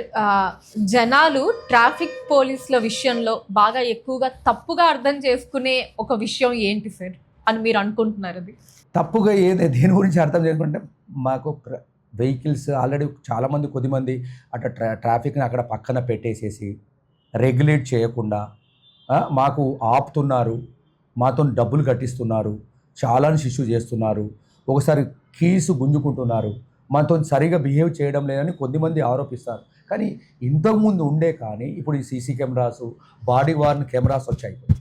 ప్రతి ఒక్కరు రికార్డ్ అవుతుంది. మీరేం మాట్లాడుతున్నారు, నేనేం మాట్లాడుతున్నాను, మీరు బూతులు తిరుగుతున్నారా, నేను బూతులు తిరుగుతున్నానా అనేది మొత్తం రికార్డ్ అవుతుంది. కాబట్టి అటువంటి సంఘటనలు జరగడం లేదు. అంటే జనాలు ఎప్పుడు అనుకుంటున్నారు, ట్రాఫిక్ రెగ్యులేట్ చేసినప్పుడు తొందరగా వెళ్తున్నప్పుడు ఏం అనుకోవడం లేదు, కానీ వెహికల్స్ ఆపుతున్నప్పుడు మాత్రము ట్రాఫిక్ పోలీసులు విలన్లుగా చూస్తున్నారు. ఓకే సార్, విధి నిర్వహణలో భాగంగా మీకు వచ్చినటువంటి ఒక మంచి ప్రశంస లేదా గర్వకారణమైనటువంటి ఏదైనా ఒక ఇన్సిడెంట్ గురించి మాతో షేర్ చేసుకుంటారు? మా ఆఫీసర్స్ ఎప్పుడు కూడా మంచి, ఇప్పుడు ఆల్రెడీ ఎన్నో ట్రీస్ ట్రాన్స్లోకేట్ చేశాను. మా జాయింట్ సిపి గారు ఉన్నారు, జోయల్ డేవిస్ గారు అయితేనేమి, మా డీసీపీ గారు ఇంతకుముందు రాహుల్ హెగ్డే సారు ఒక మంచి పని చేసినప్పుడు ఎప్పుడు కూడా ప్రోత్సహించేవాళ్ళు. ఏదైనా యాక్సిడెంట్ జరిగినప్పుడు ఇమీడియట్గా హాస్పిటల్కి చేయడం. జంక్షన్, ఇప్పుడు సంగీత్ జంక్షన్ అనేది ఉంది ఒకటి. ఆ సంగీత్ జంక్షన్ అనేది ఫ్రీ లెఫ్ట్ మెట్టు కూడా పోతారు కదా, మెట్టు కూడా టువార్డ్స్, అది ముందుకు జరిగింది. రైల్వే వాళ్ళతో మాట్లాడి, జిహెచ్ఎంసీ వాళ్ళతో మాట్లాడి ఆ ఫుట్పాత్ను లోపలికి చేయడం జరిగింది. ఇప్పుడు ఫ్రీ లెఫ్ట్ కూడా ఫ్రీగా వెళ్ళిపోతున్నాయి, ఎక్కడ కూడా ట్రాఫిక్ జామ్ జరగడం లేదు. ఎన్నో బందోబస్తులు చేశాను, ఉన్నతాధికారుల ప్రశంసలు. నాకు దీనికి అంతటికి ముఖ్య కారణము మా తల్లిదండ్రులు కూడా, తల్లిదండ్రుల సేవ. మొన్ననే మా నాన్న చనిపోయాడు. మా నాన్న నా దగ్గరనే ఉండి, ఇక్కడ హైదరాబాద్ నుండి 6 ఏండ్లు బెడ్ రిడన్ ఉన్నది. తల్లిదండ్రుల సేవ అనేది తల్లిదండ్రులు ఎప్పుడు కూడా ప్రశంసిస్తుంటారు, నువ్వు బాగా ఉన్నావు. అంతకంటే మించి నా భార్య ఆనెస్ట్గా ఉండడం. ఎక్కడ డబ్బులు తీసుకోవద్దు సార్, మీరు ఆనెస్ట్గా ఉండాలి, ఆనెస్ట్గా పనిచేయాలని చెప్తారు. బా గ్రేట్ అసలు పిల్లలు అలా చెప్పడం నిజంగా నైస్ సార్. అసలు ఈ ఫ్యామిలీకి టైం, ఈ వర్క్ ఎలా బ్యాలెన్స్ చేస్తారు సార్? నిజంగా ఫ్యామిలీకి టైం ఉంటుందా ఈ వర్క్ ప్రెషర్? కానీ కొన్ని విఐపి బందోబస్తు, కొన్ని సండే రోజులు, కొన్ని ఇంపార్టెంట్ ఫెస్టివల్స్ రావడం, ఎప్పుడైనా ఇప్పుడు బిజీ ఉంది, ఇప్పుడే ఒక ఏదైనా అనుకుంటాము, ఆ టైంకి ఏదో సంఘటన జరగడం, అటువంటి సందర్భాలు తప్ప మిగతా సందర్భాల్లో లీవ్ ఇస్తారు, ఫ్రీగానే ఉంటాము. ఎక్కడికంటే అక్కడికి వెళ్ళడానికి అంత ఇబ్బందికరమైన వాతావరణం అయితే ఏమీ లేదు. ఓకే సార్, ఈ రోజుల్లో యూత్లో ఎక్కువగా పెరుగుతున్నటువంటి రెక్లెస్ డ్రైవింగ్ గురించి మీ పర్సనల్ ఒపీనియన్ ఏంటి సార్? రెక్లెస్ డ్రైవింగ్ అంటే వాళ్ళ కంట్రోల్ లేదు. చిన్నప్పటి నుంచి పేరెంట్స్ కంట్రోల్ లేదు. మెయిన్ ఫస్ట్ తల్లిదండ్రులు, తర్వాత గురువుల కంట్రోల్ లేదు.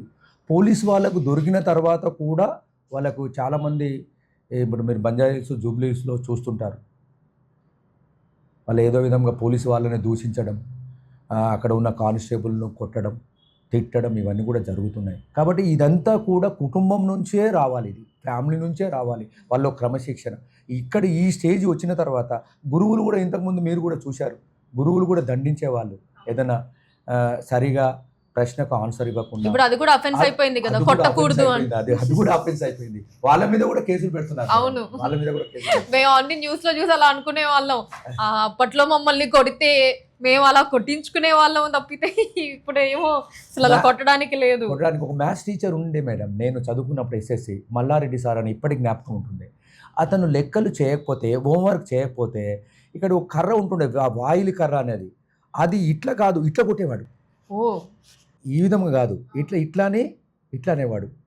అప్పుడు తల్లిదండ్రులు కూడా నీకు రాలేదు కాబట్టి కొట్టేవాళ్ళు, వాళ్ళు కూడా ఏం పట్టించుకోలేవారు. ఎందుకు చెయ్యి మరి హోంవర్క్ చెయ్యి. ఎవ్వరు కూడా గురువులను ఎవ్వరు కూడా ప్రశ్నించే వాళ్ళు కాదు. ఇప్పుడు అందరూ ప్రశ్నించే వాళ్ళు అయినరు. అవసరం ఉంటే వాళ్ళ మీద కేసులు కూడా పెడుతున్నారు. కాబట్టి చిన్నతనం నుంచే, తల్లిదండ్రుల నుంచే, గురువుల నుంచే క్రమశిక్షణ యూత్కు రావాలి. అప్పుడు డిసిప్లిన్ ఉంటుంది. ఈ రెక్లెస్ డ్రైవింగ్ అనేది తగ్గుతుంది. సార్, ఒక ట్రాఫిక్ పోలీస్లా కాకుండా సామాన్య పౌరుడిగా మీరు మన సిటీ జనాలకి ఏం చెప్పాలనుకుంటున్నారు? హైదరాబాద్ సిటీ జనాలకి. మన సిటీ ఇది పుట్టినప్పటి నుంచి చచ్చే వరకు ఎంతో చరిత్ర ఉన్న సిటీ. మన సిటీలో బాధ్యతలో గల పౌరునిగా కంపల్సరీ మనము చేసిన చట్టాలను గౌరవించాలి. ఏ ప్రభుత్వం అయితేనేమి, అది ఏ పార్టీ అయితేనేమి, ప్రభుత్వము చేసిన నియమాలను, రూల్స్ను కంపల్సరీ పాటించాలి.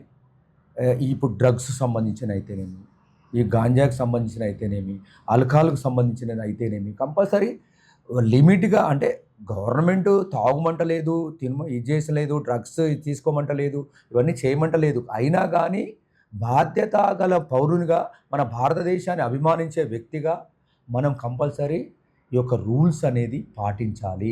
ట్రాఫిక్ నియమాలని పాటించాలి. మన గురించి, ఎదుటి వాళ్ళ గురించి. అప్పుడే మనము ఫ్రీగా వెళ్ళగలుగుతాము. భద్రతతో కూడిన ప్రయాణంతో ఎరైవ్ అలైవ్. సార్, మీ లైఫ్లో మిమ్మల్ని ది మోస్ట్ ఇన్ఫ్లుయెన్స్ చేసినటువంటి పర్సన్ ఎవరు? మిమ్మల్ని ప్రభావితం చేసినటువంటి వ్యక్తి ఎవరు? మా తల్లిదండ్రులు మెయిన్, మా గురువులు. చిన్నప్పటి నుంచి క్రమశిక్షణతో ఉండమని, ఆనెస్ట్గా ఉండమని. ఇక్కడ పోలీస్ డిపార్ట్మెంట్లో అయితే నాకు మన సిపి గారు విశ్వనాథ్ చెన్నప్ప సజ్జనార్ గారు, నేను సారు ఎస్పీగా ఉన్నప్పుడు నేను ఎస్ఐగా పనిచేశాను. అప్పటి నుంచి స్ఫూర్తి, ఆయన మార్గదర్శి. అతను ఎన్నో ఈ యొక్క సామాన్య ప్రజల గురించి ఆలోచించే వ్యక్తి. ఎన్నో ప్రోగ్రామ్స్ కూడా చేశాడు. అతను వరంగల్ ఎస్పీగా ఉన్నప్పుడు, మెదక్ ఎస్పీగా ఉన్నప్పుడు, కడప ఎస్పీగా ఉన్నప్పుడు, ఇప్పుడు కూడా ఎన్నో ప్రోగ్రామ్స్ కూడా ఇప్పుడు ఎన్నో చేస్తున్నాడు. అతను మంచిని ప్రోత్సహిస్తాడు, ఆనెస్ట్గా ఉండమని చెప్తాడు, పని చేస్తాడు, పని చేపిస్తాడు.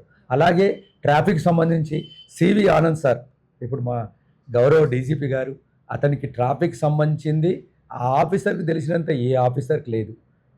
అది అతను మన యొక్క అప్పుడు అతను ఉన్నప్పుడే ఈ సిగ్నల్స్ రావడం జరిగింది. డ్రంక్ అండ్ డ్రైవ్ కూడా అప్పుడే స్టార్ట్. అతను ట్రాఫిక్ అంటే చాలా ఇష్టము. అతని ఆధ్వర్యంలో నేను చాలాసార్లు అతను సిపిగా ఉన్నప్పుడు ఏసీపీగా పనిచేశాను. ఇప్పుడు సారు డీజీపీ అయిపోయాడు. అతని మార్గదర్శకత్వంలో సామాన్య ప్రజలకు ఇబ్బంది కలగకుండా ఈ ట్రాఫిక్ ప్రాబ్లమ్స్ ఉంటే ఓవర్కమ్ చేయడం. సార్, ఫైనల్లీ భవిష్యత్తులో ట్రాఫిక్ వ్యవస్థలో మీరు చూడాలనుకునేటటువంటి ఒక ముఖ్యమైన మార్పు అంటే మనం ముందు ప్రజల్లో రావాలి. టెక్నాలజీ కూడా పెరుగుతుంది. పబ్లిక్ ట్రాన్స్పోర్ట్లో ఎక్కువ మంది పబ్లిక్ ట్రాన్స్పోర్ట్ను వినియోగించుకోవాలి. ఈ యొక్క పర్సనల్ వెహికల్స్ను తగ్గించాలి. మీరు అన్నట్టు ఒక ఫ్యామిలీలో నలుగురు ఉంటే నలుగురు వ్యక్తులకు ఉన్నాయి. కానీ ఇప్పుడు మన హైదరాబాదు ఢిల్లీలా కాకుండా ఉండాలి అంటే, బెంగళూరు లాగా కాకుండా ఉండాలంటే, ఒక బాంబే లాగా కాకుండా ఉండాలి అంటే కంపల్సరీ ఈ యొక్క రోడ్డు భద్రతా నియమాలను ఎప్పటికప్పుడు పాటించాలి. అది. Thank you sir, thank you so much. మీ టైంకి అసలు ఎన్నో విషయాలు మాతో షేర్ చేసుకున్నారు. నిజంగా ఈ పాడ్కాస్ట్ ద్వారా చూసిన కొంతమందిలో అయినా ఈ ట్రాఫిక్ రూల్స్ పాటించాలి అనేటటువంటి భావన వచ్చి వాళ్ళు మారితే I think this is the most useful మనం చేసినందుకు అని అనుకుంటున్నాను. Thank you so much sir once again. ఇందులో ఒక్కరైనా మారిస్తే ఒక కుటుంబం అని నిలబడుతుంది. ఎందుకోసం అంటే కుటుంబంలో ఒక పెద్ద వ్యక్తి చనిపోతే ఆ కుటుంబానికి తీరని శోకం. అది ఎవ్వరు కూడా ఆ లోటు తీర్చలేంది. కాబట్టి ఈ పోడ్కాస్ట్ ద్వారా ఎవరైతే విన్నవాళ్ళైతే ఏమైతే ట్రాఫిక్ నియమాలను పాటించండి, సురక్షితంగా ఉండండి. Thank you.